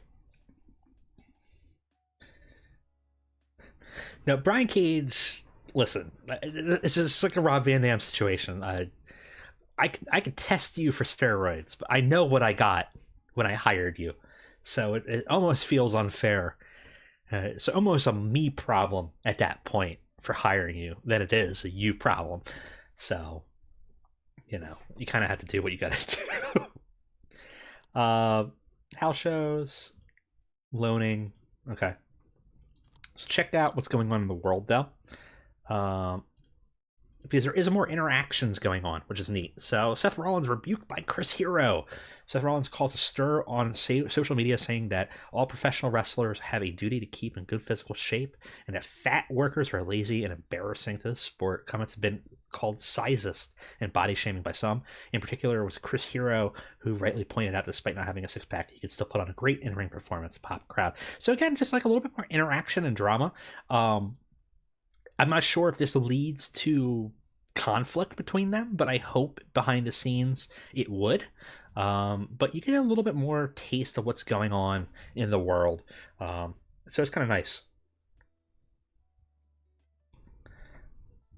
Properly promoted says, I think loading times in the beta were pretty fast compared to what we're seeing here. Yeah, I mean, it could also be that I'm streaming and maybe I'm using more RAM. But when I was playing even in the demo, I'm using a laptop, but it's a pretty beefy laptop. It has like a 3070 in there. So it should be relatively fast. They can, play RDX, RDX capable games and then pop on ray tracing. I think it could play TEW. But it does seem like it's a sim situation. It also goes away a little bit over time. Let's go ahead and get to that show. Again, I'm going to skip giving a night off. I just don't care. Tonight's venue, again, I'm also going to just kind of ignore. So you can very quickly, just to show you, you can just right-click and just, move through that. We'll go ahead and use Triller, use BR Live, Eurosport In Demand. I think TBS is not for us. Okay. Booking team meeting. So now it's me and Brian Danielson. So because both of us are here, Brian is now making his own CE, and I'm making my own CE. So we have more creative energy. Why would you not fill it up? Well, it's because everything is amplified. So people that don't like each other, and one person's on the booking team and one's not, that tension's going to rise. If people don't like each other and they're on the booking team, that tension's going to rise. All increases problems. So you have to be careful about who you put on, and how many you put on, because depending on your kind of roster situation, might end up blowing up in your face. River says, "What mod is this? Is this the Real World Chronicles? This is not out yet. I just took. They are working on a TEW IX save, like our database, but I just took an older one and I converted it. It was very easy. It's not going to be fully featured. There's stuff that's missing, but you could totally just convert it, and it'll work fine. Again, we could spend creative energy if we wanted to, angle ideas, gimmick ideas. You kind of saw how that worked. I'll go ahead and do that. And locker room incidents. It does take a little bit to load this too, I've noticed, where you click it and sometimes it doesn't always pop up right away. Von Wagner asked if he could hang out tonight. So again, we have another person who kind of wanted to show up. You have options, you have relationships. Sure. So he wants to actually do a one night only show. We'll do that. That's fine. So you can have people just pop up and say they want to be used tonight. We'll say I'm not interested.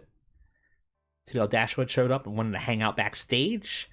She's got a deep friendship with Soraya, so that shouldn't be a problem. But again, if you had people that had negative relationships, that could be a problem.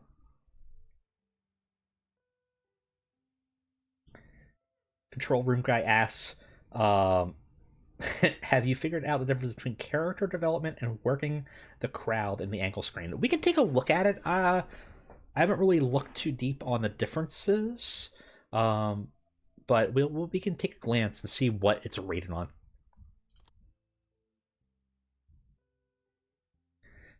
Rick Knox helped create great atmosphere backstage, put on a great rib on the locker room. Cool.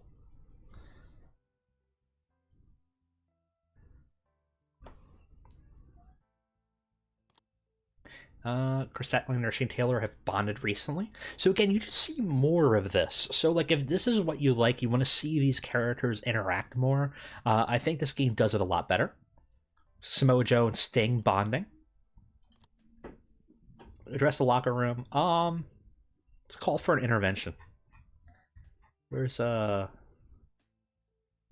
actually, someone was asking about calling out. Let's call out Chris Jericho. That'll go well. So this is just sort of a general call out. Now he's more annoyed by it. And let's go ahead and just book a show real quick just to show you the media scrums. So again, I'm not going to actually book it. I'm just going to go ahead and do auto booker and let it do its thing and see how it looks. Because right now, I don't think it books great. Like, it kind of does okay, but its placement of matches is questionable sometimes. A lot of like a big row of interviews and stuff like that. But we also wanted to take a look at the differences between what was it, character development and working in crowd. If you look in the angle section of the database booklet here, working crowd is rated on entertainment abilities, primarily charisma and microphone, and popularity, and it's affected whether it's scripted or not. And then character development, right? Do I see it right below it? So literally the same. So I think there's really not much of a difference between what they rate on. It almost seems identical. So I don't know. I don't know what the difference would be on them. But it's also important to remember that these roles are more for flavor to kind of determine what they're rating it on. So, character development you would think is maybe in an angle would be more like, you're seeing a buildup of story between that character, versus working the crowd, they're kind of like hamming it up to the crowd. Um, maybe, yeah. Control room guy says maybe it takes an effect of crowd heat. It doesn't say it, but it's possible. I don't know. It's hard to say. Let's go ahead and let's just run this to get the media scrums. See what that looks like. So again, you get to see those little expectant simmering, hot and rising. Great promo with MJF. It will give you, if you're not interested in writing anything out, it's going to give you just a basic, it's a 12-minute interview to place backstage. It'll tell you where it is, but you have the ability to kind of write that. So if you want to tell a story, so it's easier than ever.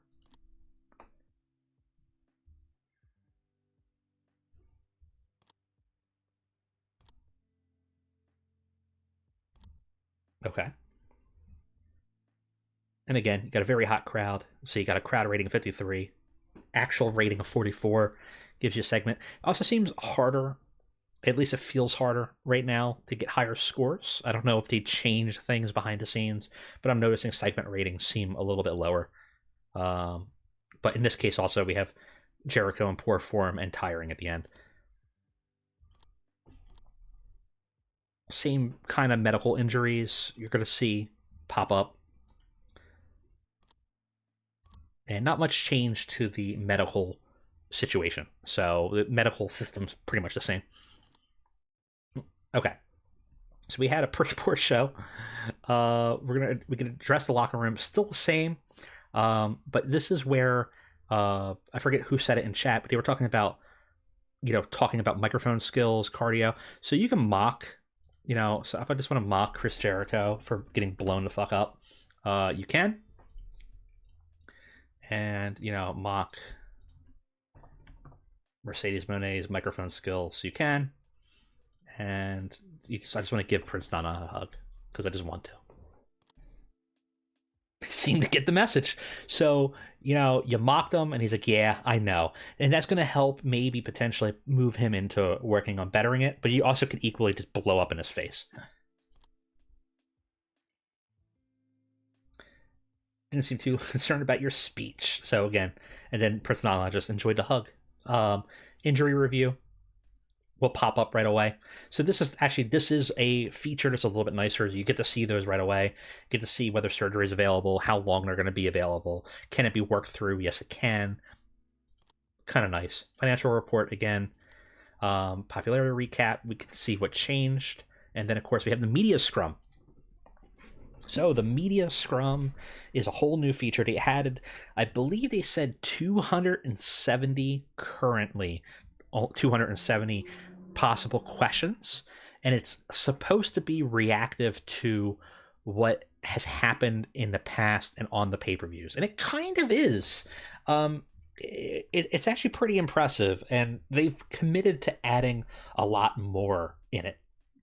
So with tonight's show complete, we have taken part of a media scrum. This is totally optional. You could choose not to, and sometimes you might not want to. You can only do this if you're medium or higher. So if you're a smaller company, you get no media scrums. Lack of interest storylines in the company's parent as head booker. Shouldn't you have addressed this? So you can kind of choose what you want to do. It does feel like a football manager, so it's kind of a nice little feature. I'll take complete responsibility. How concerned are you about you on the off night that Tony Storm had? Do you consider her to be unreliable? So you can choose to be like, she'll become more consistent, and workers will be upset by what you're saying too. So if I wanted to really shit on her, I could just be like, she doesn't dress it now, her career will suffer. And now Juice is upset at me. Presumably Tony's probably upset at me. Jamie Hayter's upset with me. Tony's not. Actually, Tony's fine with it. So again, you get to see some of those interactions more, which is nice, and especially if the database editor team for the mod that you're playing, if the database is set up to really have all those relationships really honed in, you're gonna probably see a lot of interactions like that. How concerned are you about a night off Darby Allin had? No, he's fine. It's fine. MJF won an AEW TNT title tonight. Does this mean you'll be getting behind him more strongly in the coming weeks? Well, I mean, I didn't book that, so I didn't know he was getting a TNT title. Can I say that? I have a lot of faith in him. I've given him an opportunity. Let's see how he does. He deserves an opportunity to get to run as a champion. I'm not committing anything. Let's see how his reign develops. We're getting behind him with a big push. So you can kind of change how your approach is, and they're going to react to that. So like if you said something and in the next scrum you're like, hey, what happened, they might interact with it. You have two workers, Sky Blue and Dante Martin, who really don't like each other. Are you planning to address this? Sky Blue has my personality and currently has no morale. So now you have to say, as long as they remain professional, I don't intend to get involved. I like a little tension backstage. It helps keep everyone sharp. I support Sky Blue. I support Dante Martin. I'm gonna have to sit down and have them talk this out. Let's talk this issue out. Let's see if that happens. Your response, which showed leadership, lifted the locker room. Additionally, has improved the relationship between Sky and Dante. That could easily blow up in your face. Are you concerned that the average age of the big stars in AEW are 39 years old?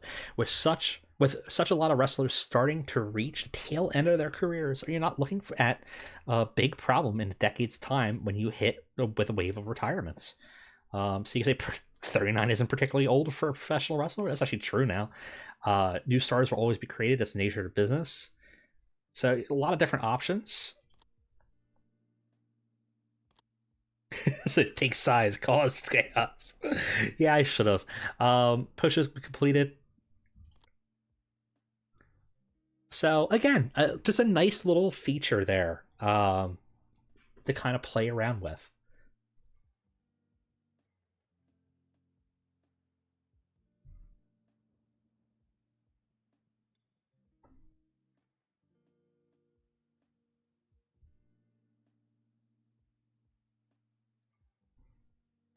Yeah, there's a lot of cool questions. I haven't seen how long you'll get till they repeat them. I haven't, obviously with the game, I haven't really seen a lot come back, but they promise that some will kind of like come back to you. The thing I wish is that you, as a small company, you could. Because I feel like small companies can do media scrums, but I think it makes sense mostly for medium and higher anyways, because they're going to have the roster and the exposure. So it's not that big of a deal. We have more opinions. Sting says Nick Jackson talks well. Time to heal all our injuries. And again, a lot of stables getting disbanded. That's what I've noticed a lot of in here. It's not less people actually getting fired, just a lot of stables, a lot of people getting kicked out of things, a lot of people getting angry at each other. You get to see more relationships kind of being talked about here.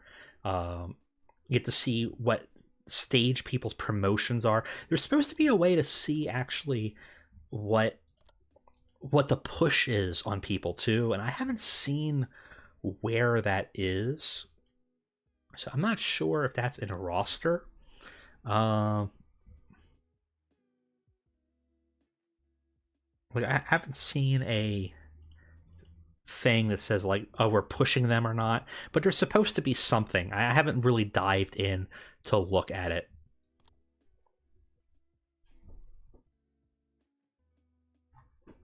Yeah, I don't.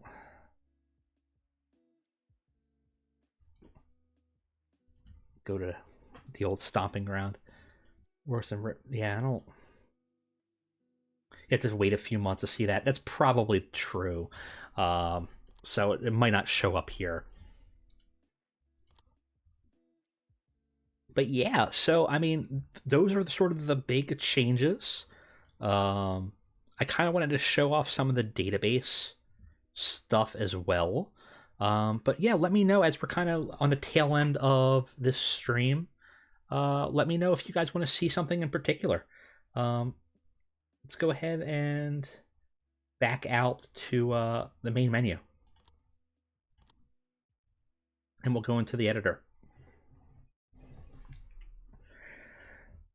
So one of the things that isn't there yet, because people haven't developed it yet. I think it's pretty cool. Is you know if you go in and go to a wrestler in their database, there's career goals now. So the career goals will have certain rankings. So you see from fame 1 through 3, money 1 through 3, stability, social, wanderlust, novelty, entertainment, wrestling, hardcore, and then like certain locations. And this will determine, when set correctly, and I believe, I have not seen it, but I believe the game will also assign these over time with people. But you can set, databases can set these so that, there's a wrestler that's like really more interested in novelty. And what that would be is like they're more interested in just working as many different places as possible. Yeah, Control says, I hope the career goals can also grow organically in the game. I think they do, because the way the way it was written, it sounds like it does, but I haven't seen it yet happen, and you're not able to see it mid-game easily. So each worker can have one active career goal, and this affects their behavior when evaluating contract offers. But it does not say anything about like whether it's done organically or not. But in the dev journals, it says that like it can be different each game to add more variety, which makes it sound like, unless if it's unspecified, characters will get them. Haven't been able to see that one way or another, so it's kind of an unknown. Attributes, also there's some new ones. So if you are big on adding your own, I'm trying to remember what's new. I feel like Mr. Finale's new. So like they're gonna raise their game on a season finale, raise their game on truly big matches.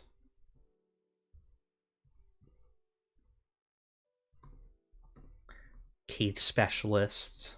So some of these are all the same, but there are some new ones in here. Scatterbrained, I feel like, is new as a performance.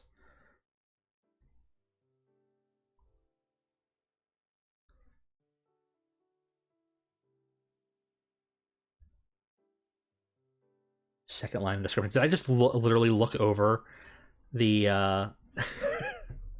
I totally just looked right past it. As I was skimming it, I just looked right past it. Hold on. Here's literally what happened. I read this, skipped, and then started reading this. Careers goal can change during the course of the game, so it can change whether it's been assigned or not. So not a big deal, but that is going to make an effect, because characters are going to act totally different. I'm apparently scatterbrained, or just can't read. Most of the personalities seem the same. I didn't see any that off the top of my head I noticed that were different. Maybe uncreative. I don't remember creative and uncreative. I remember creative, but I don't necessarily remember uncreative.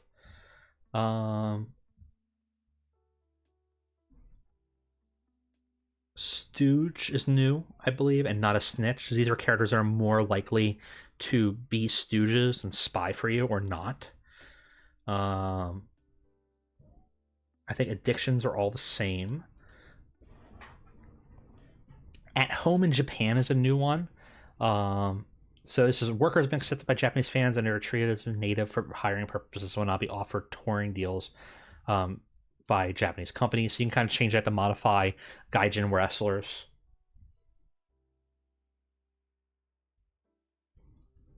Yeah, River Cole says, I wonder if people will talk to you if they get a new goal.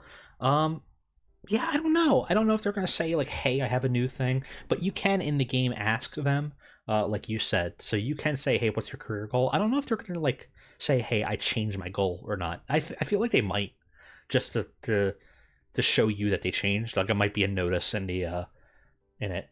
Political interest, no politics. A lot of these are the same. Um,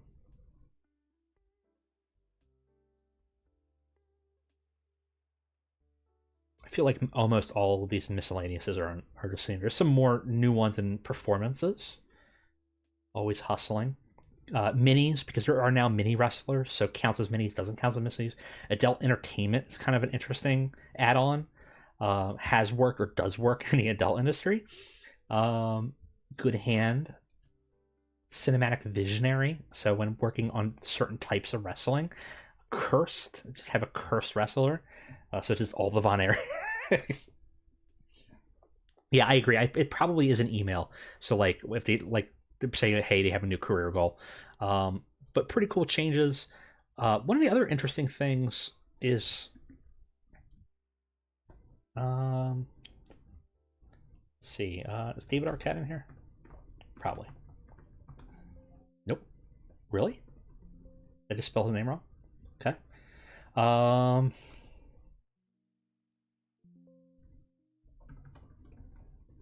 Okay. So one of the other things that you can do now, and this is something that if you are just making a database and converting it, you're not going to see this happen a lot yet, and that's a celebrity status. So what you can do is have wrestlers that are specifically celebrities. They're going to work a little bit different, and they actually give a popularity boost to your show. So, A-list celebrity, B-list celebrity, all going to range, and they're going to cost differently. They can still wrestle, even. So you could have celebrities that wrestle or not. I wouldn't make Logan Paul celebrity, because he's basically a regular wrestler, but like Bad Bunny would be a perfect example. I guess I'll spoil it. I'm currently working on my first database, which is just a tiny add-on, because I have a feeling there won't be a lot of celebrities in these databases for a while. So I'm adding like 50 celebrities of people that have in the past or would likely work in a wrestling show in either a music capacity, a host, or even some on-screen stuff, and I'm setting them up so that you can add them to your database to add some celebrities. So I'm the one that's making the celebrity pack. We'll see. This is my very first time doing it, so I kind of wanted to dip my toe into database editing and see how it went, and get an idea on that, because I just kind of wanted to for a while, and I thought this would be a nice project to start working on. Maybe something I even live stream from time to time. I don't know how long it'll take, because I haven't really committed to it, but I have a list of workers currently that I'm starting to develop, and I'm hoping to be able to just add them in, and so people can kind of just download it and import it in using the import feature. Yeah, it does seem way better to use, and you can even export now really easily, which I haven't played around with. That's kind of one of the things I want to do, is kind of learn how to play around with. Like even stuff like this is really nice. Not just the whiteboard, but having a database summary is nice right here. Being able to do like better mass editing is nice. A little bit more features in here in the mass edits. Doing external editing, where you can create a new data set and then import and bring it to like a editor, like a access file, and have it be a little bit easier to manage and bring it back in. It should be good. It's a lot of nice new features. But yeah, so I mean that's the game. My thoughts. I think if you're making the jump from 2016 to this game, I think it's worth it. I think if you are a person who played a lot of 2020 and still have an itch, I think it's worth it. There's some features that I wish made it and didn't. And hopefully there's stuff that they're looking at in the future. But yeah, I mean, I think it's overall a worthy addition, even though I don't feel like it's necessarily a revolutionized game. It feels like what 2020 should have been. But that's about it. That's kind of what I wanted to walk through and hang out with. So I'm just going to kind of hang out and chat for a second here and take your questions. So for the next couple minutes, anything you guys have questions about the game or whatever, shoot at me, and then I'll see if I can answer them.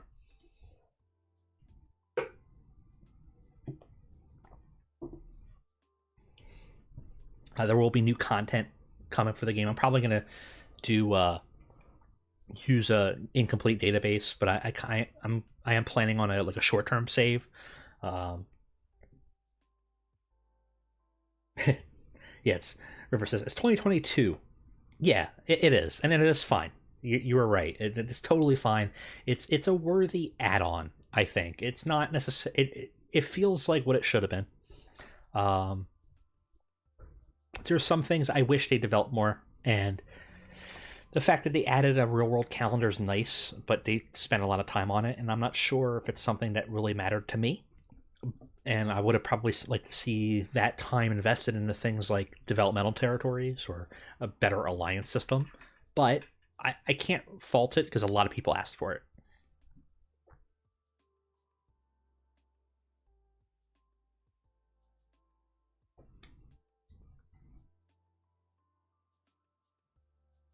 Skins also are are available. Like you can make skins. It's the same way. It's real.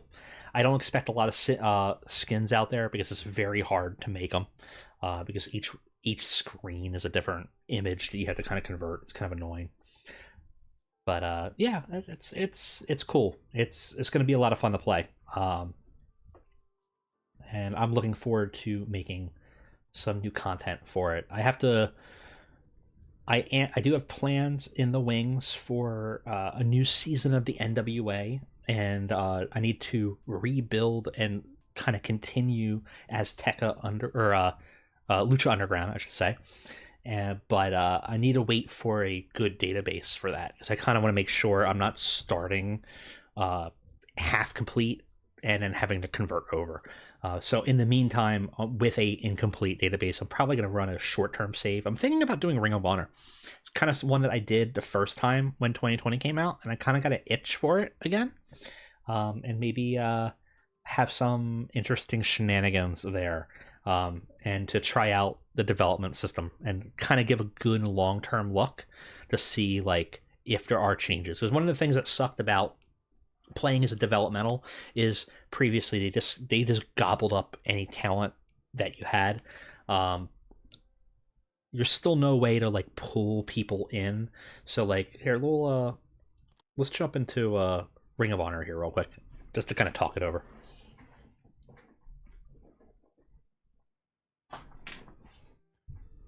And of course, as we're waiting for this to load, thank you guys for spending a portion of your Saturday with me. So I'm having fun doing it. I don't stream a lot. It's not really sort of my forte, but it'd be something I'm thinking about doing in the future. Probably on weekends like this. Maybe not TEW, maybe other games, things I don't normally stream, but it might be kind of fun to try out.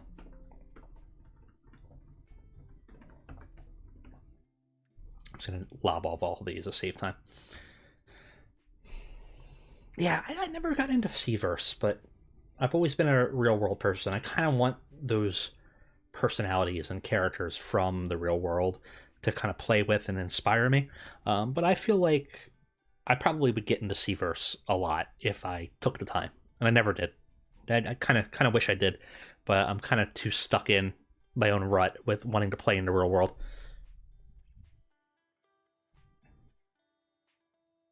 So it just says, until I can figure out a mod, Seaverse is my thing. I've heard that a lot.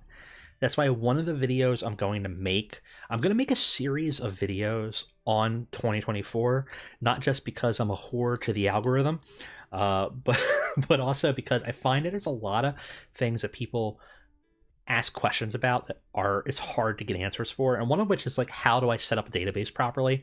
And I kind of want to just make like a quick like 10 to 15 minute video to show people how to do it in this game, how to convert one over, how to install a new one, how to make sure the images show up where they're supposed to, just so people can experience it. Savior's late to the party just when I'm about to end it. Let's see here. Let's let's throw a Shane O'Mac in here. And we're just gonna pop into Ring of Honor here real quick, just to show you guys it's not a lot of differences. So, not a lot of differences. That's what I was about to say. You as a child company can't have a child company. You can negotiate in your alliances. So if you have money, and you will make money per show, you can ask for workers, but you can't ask for workers from your parent company. And that's kind of the bummer. You can move them around if you were the parent owner, but you can't request workers to come down and help. They can send them to you. You can't send them. You can't request them. But if I wanted to, like, New Japan, and I wanted to, with cash, I don't have the cash, so they're gonna say you don't have the funds to spend it. But I've tested it, and you could ask for anybody if you wanted to bring Jeff Cobb down for five appearances. If you have the cash available during your month, you can no problem doing that. Otherwise, it plays basically the same. You can't have investments. The one difference is that the parent company can let you go, break off the child company relationship and give you a set amount of money. So let me show you that. I think I can go in here. I'm trying to remember how to do this. If I set up a second character, so you can change avatars all the time. That's the other thing, and this does make it, if you want to cheat a little bit, a development company can be a little bit easier, especially if you're making content like me. Like I can go in here and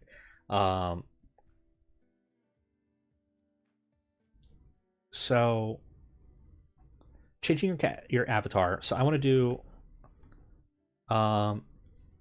so new avatar selected from existing list of characters from the game world. You could choose either to work for a specific company or be unemployed, and your old avatar is what? So you could just normalize it. Your old avatar becomes a normal AI controlled character and keeps whatever the current show status is.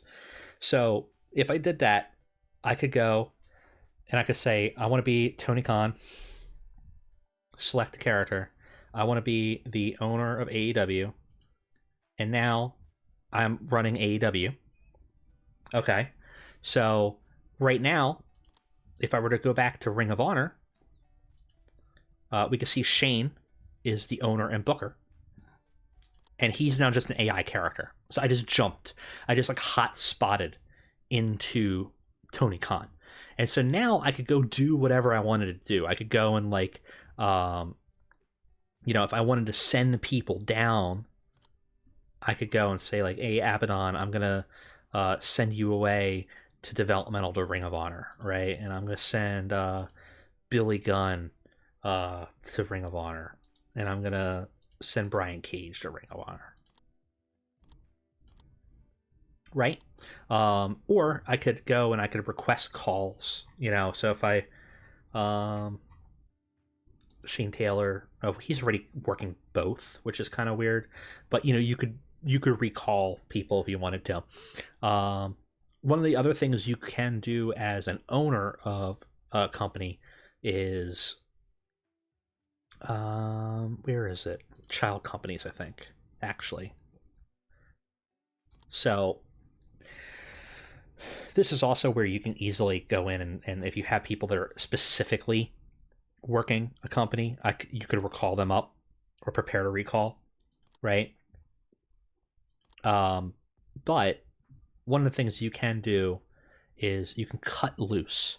So if you own a company, you don't just have to close down the child company. You can cut them loose and you can actually give them a certain amount of money from your pool of money from your company and just make them their own freestanding company again, which is kind of an interesting thing for stories, not necessarily for. So like it's kind of cool because if you're playing a child company, there's a potential that you can continue and it become its own free company. I wish there was a way for you to request buying it out and like paying your money, like personal money, um, to buy out the company.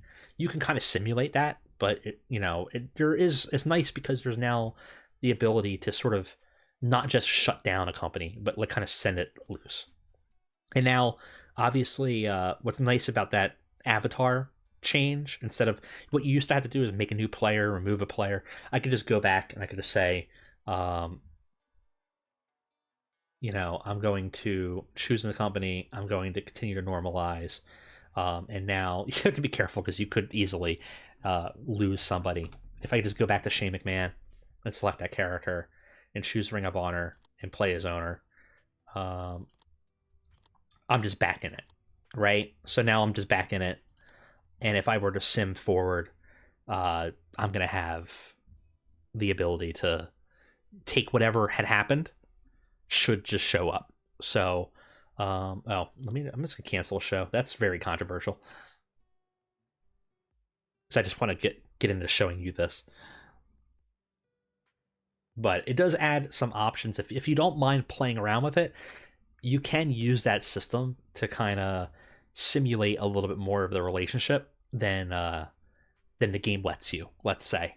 But it's probably something that I'm going to do if I run a save, because my intention right now is to probably run a Ring of Honor save short term.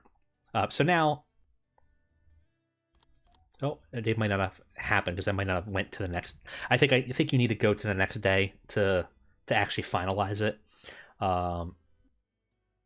because I don't see them down here. I don't see a note saying that they brought people down here. No, they're there. They were brought. So it happened. So you have a little. You can kind of manipulate the game that way. I guess is what I'm saying. You can kind of cheat a little bit, but it's easier to do that than it was before. It also allows you to hop around the game. So if you're kind of bored with a character that you're playing, you kind of want to just do something else, you can just change that avatar and go do something else. And then you can still play in that same world, which is kind of cool. It's very similar to Crusader Kings 3, where you can kind of just jump between characters. And I think it's neat. I think it's something that's like not talked about a lot. But so yeah, like same thing. Like if I wanted to just be like, you know what, I'm done right now. This is if you wanted to add a new player. If you wanted to add like a second player to the game, I'm going to keep. So always make sure that you normalize. So that just means that character, whoever owns it, is controlling it as an AI. If you did a retire, they leave the business. Or you can normalize. Your old avatar becomes a normal AI and keeps whatever the current status is. And if they were a head booker, they were released from that company. So like you could also change it up so that they can get booted out. But if I wanted to just go and play somebody else and play in a different world, I could go and pick a new person. I don't know who I want to pick, but if I wanted to play Shawn Michaels, just go over there, select NXT, and now I'm in NXT, and now I'm playing NXT, and again, if I go to Ring of Honor, Shane's over there, and whatever changes I made happen, you can kind of hotspot all around. It's super cool. It's kind of an unsung feature, and I think it's worth knowing because it allows you to play in the same universe at the same save. If you get bored of one, jump to another. You can keep everything the same, or not if you don't want to. And it's also helpful because obviously your characters can die now, so there's a lot of things that can happen. I think it's so cool, and I think not a lot of people are talking about it. And if you're a content creator or you don't mind manipulating the database a little bit, you can start to do some really cool stuff really easily. Like, for example, like I said, for my Ring of Honor save, I'll be able to play both Tony Khan and whoever's owning NXT or Ring of Honor, and be able to play both easily back and forth to make what I want happen. Super cool. So anyways, before I leave, any questions that people have, anything that they want to see. What's up, Xavier?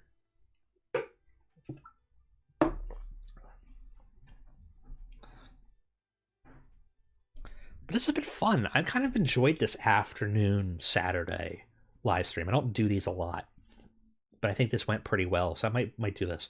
How do I convert mods from 2020 to 9? I will show you. So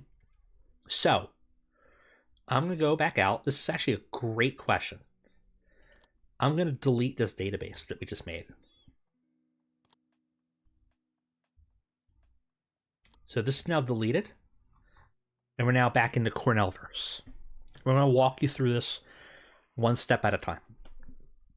The first thing you need to do in order to convert a database is you need to create a location for it.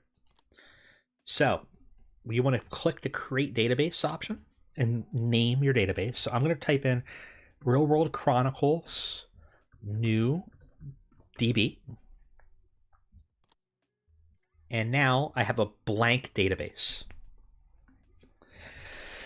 From here, what I want to do is convert a 2020 database to fill this, but I need to put it into a folder. So if you click this, you'll see that it gives you some instructions, but you see that there's no databases here. So what you need is this 2020.mdb file in this new folder that you just created. So I'm going to go ahead and I'm going to open up a tab here. I'm going to go into my downloads and let me make sure this is showing up correctly. I got to wait for the stream to... I think I have this positioned correctly so that, yeah, perfect. Okay, so in here I have a whole bunch of downloads of crap, right? Let's go into the Real World Chronicles folder. So I have one that I set up for this earlier. And we can see that we have a 2020.mdb file. I'm going to copy everything from here. So I'm going to Control C, or you could do, your copy option. And now what I'm going to do is I'm going to go into my location that this is set up in. So in this case, I have it in GDS. I have it in TEW9. And now once I'm in TEW9, I want to go into databases. And I want to go into, so this was the old one we made, the old folder. This is the new one, right? This is the one we just made, that new DB. So what we'll see is we'll see a database file and a Microsoft database file for TEW9. We're going to go ahead and we're going to copy and paste the 2020 database in here. So now we're going to see that TEW 2020 database that's in here. And now what we want to do is we want to go back to our game and hit the Convert TEW 2020 database button. And now you'll see that there's an available database because we added that 2020 database into it. All you have to do now is convert. It says, hey, there's already a database in this folder. That's the blank one we made. Are you sure you want to replace it with a freshly converted version? Absolutely. It's going to go through, it's going to think through stuff, and it's going to take all those attributes and files and history, and it's going to neatly convert it into a TEW9 save. It's really quick. It's honestly takes a minute, maybe two. We'll see here, but it's not very long at all. It's pretty easy. Okay, I guess I lied. Maybe it's like 3 minutes. There we go. Process is completed. Would you like to delete the unnecessary 2020 database now?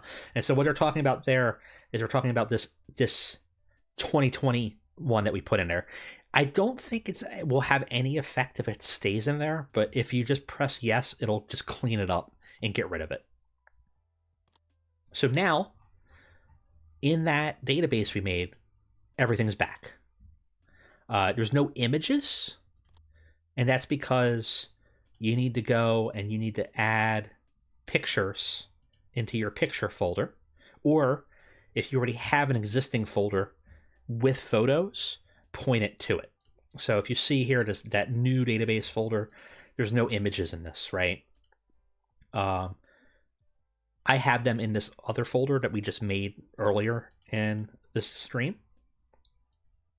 I will say for anybody that joined, I think I mentioned it early on, there are several new folders, which is logo backdrops and stable backdrops. And I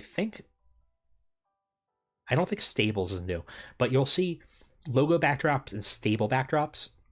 If you're using a GIF database so that they would have the little backdrops, you need to also add your logos into both of these so that it can use them. You don't actually need all of these, but I find it just easier just to copy them all. But you want the ones like these, the ones that have the little in the circle, or the little square, I should say. And you just need to copy all those over. And then what you want to do in order to get your photos in here, you go to database details. And then what you'll see is all your info about the database. And you're going to see your picture folder. It always starts on default, which does not help. And this is what I find a lot of people forget about. And they are always wondering, like, why can't I get photos to work in the game? You have to go into your picture folder and you have to select whatever folder you have those photos in. Ideally, you would have photos for each database, but we know for a fact that the database that we made is the same as the one that I made earlier. So you just go to pre-launch and save. And now, if you go in here, all of your photos should be in there. And you can also see the backdrops that are associated. And these go, again, in the logo backdrops folder. Xavier also asked one last question. How do I see if characters are related? Great question. So, if you are in a game, or if you're in a database, you could see through the relationships tab. So, for example, worker relationships, I think.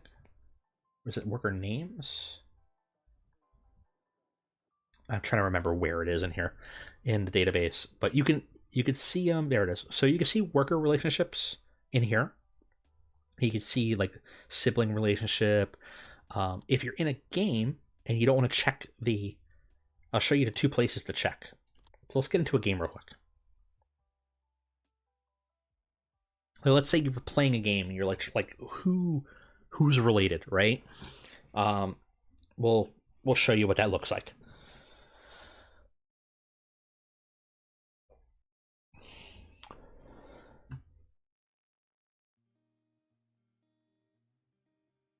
If this ever finishes. There we go. Oh, damn it. Forgot that one critical error. Okay. There's a critical error in here for a tag team. What was it, though? I forget what it was now.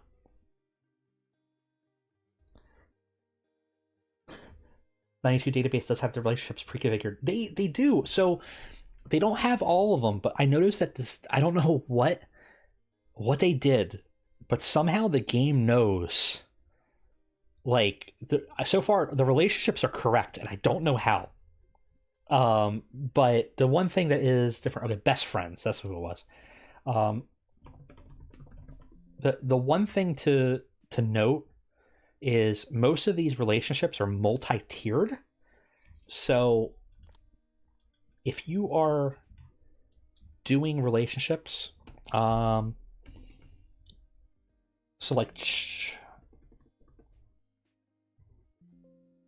let's just go to Austin Gunn, right?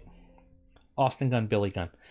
So some of these aren't always right, or some of these don't have everybody. So we correctly have that Billy Gunn is a parent, but you now have multiple relationships. So you can have there's also a friendship, right, with this, and then they're going to tier and they're going to react differently. So like, not only is it a parent, but they're actually like really good friends together, or they're a parent but actually like they hate each other, or not. You could have none, right?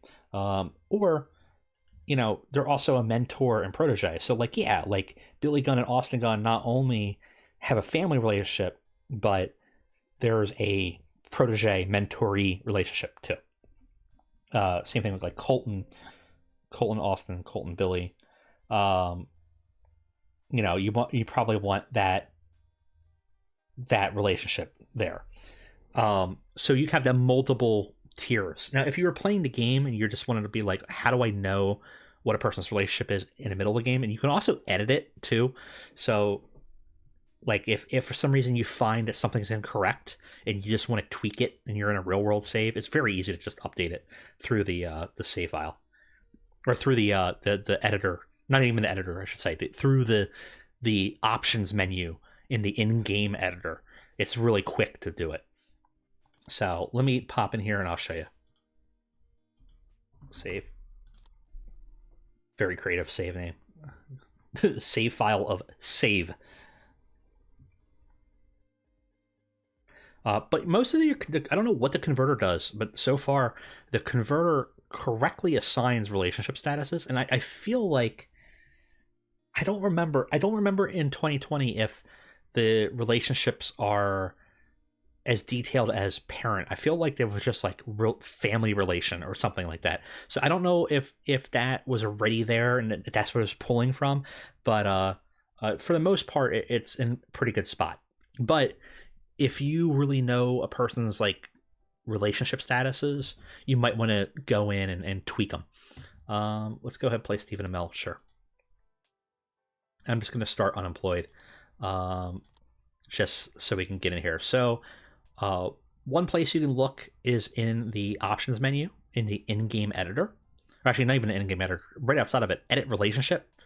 You can go ahead and just pull up two names, and you can see what they are.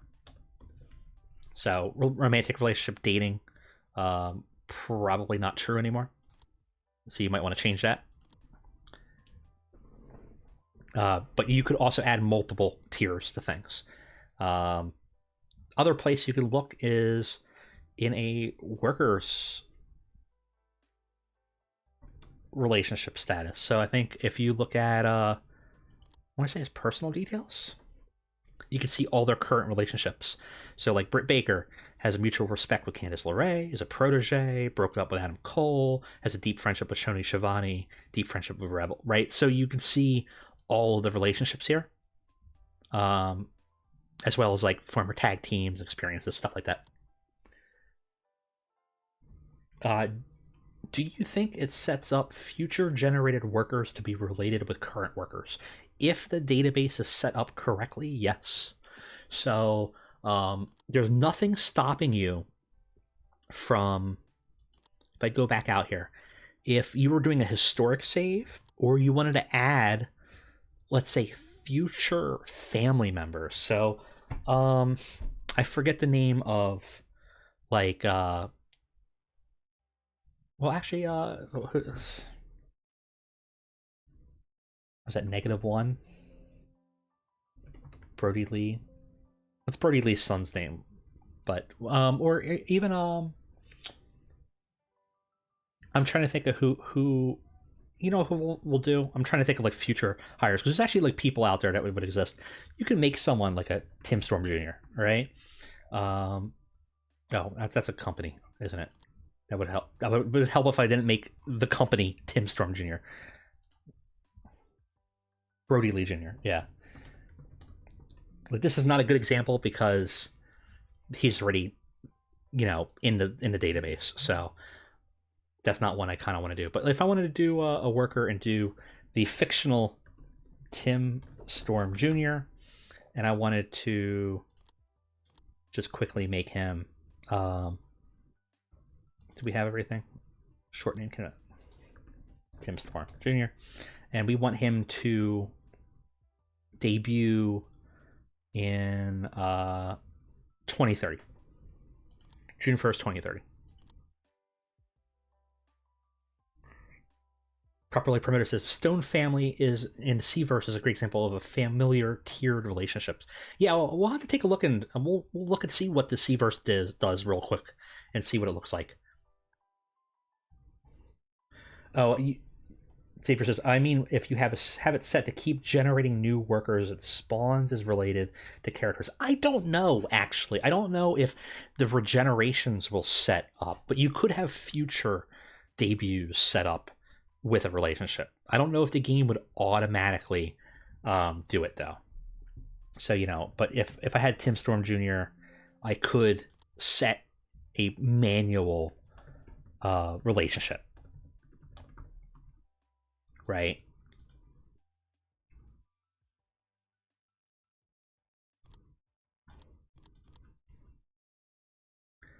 But yeah, I don't know.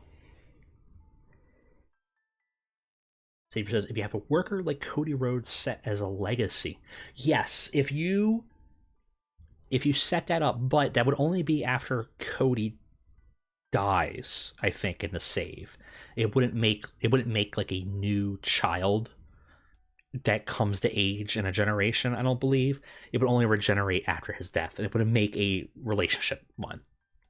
Let's look at let's look over at Seaverse real quick. Oh, excuse me. So we're talking about the stones. So here you have the crazy relationships. So parent, aunt, uncle, cousin. That's a lot of people. Yeah, aunt and uncle with a friendship. So you can do those multi-tiered ones. That's like a really good one. This is something that I think won't be in a lot of databases because I think they probably won't make the time to do it, at least right away. But I think this is something that probably will give you a lot of flavor in the game. But yeah, so I mean that is super cool. The work relationships are super cool, and I think it's going to add a lot of flavor. Inner circles and the booking teams are going to add a lot of flavor. But yeah, that's basically it. I think it's dinner time, so I think I'm going to sign off for the day. Let me know if you guys are interested in more streams. I kind of would like the idea of doing more irregular streams, but I don't think I'm going to do TEW streams. So let me know if you're interested in other games, maybe community games, things like maybe Jackbox or something like that, or some other stuff. I know we did a little bit of a Cinernerdle, maybe doing that. Just other games that we don't normally play, maybe on a Saturday afternoon. Let me know if that's something that you're interested in, because this was a lot of fun. I think I always say that and I never do it, but I would like to do it. But anyways, that's it. I think that was a good look. I hope that helped you make a decision. And thank you for spending your afternoon with me as we kind of played around with it. I appreciate everybody that was here. And yeah, have a great one, guys.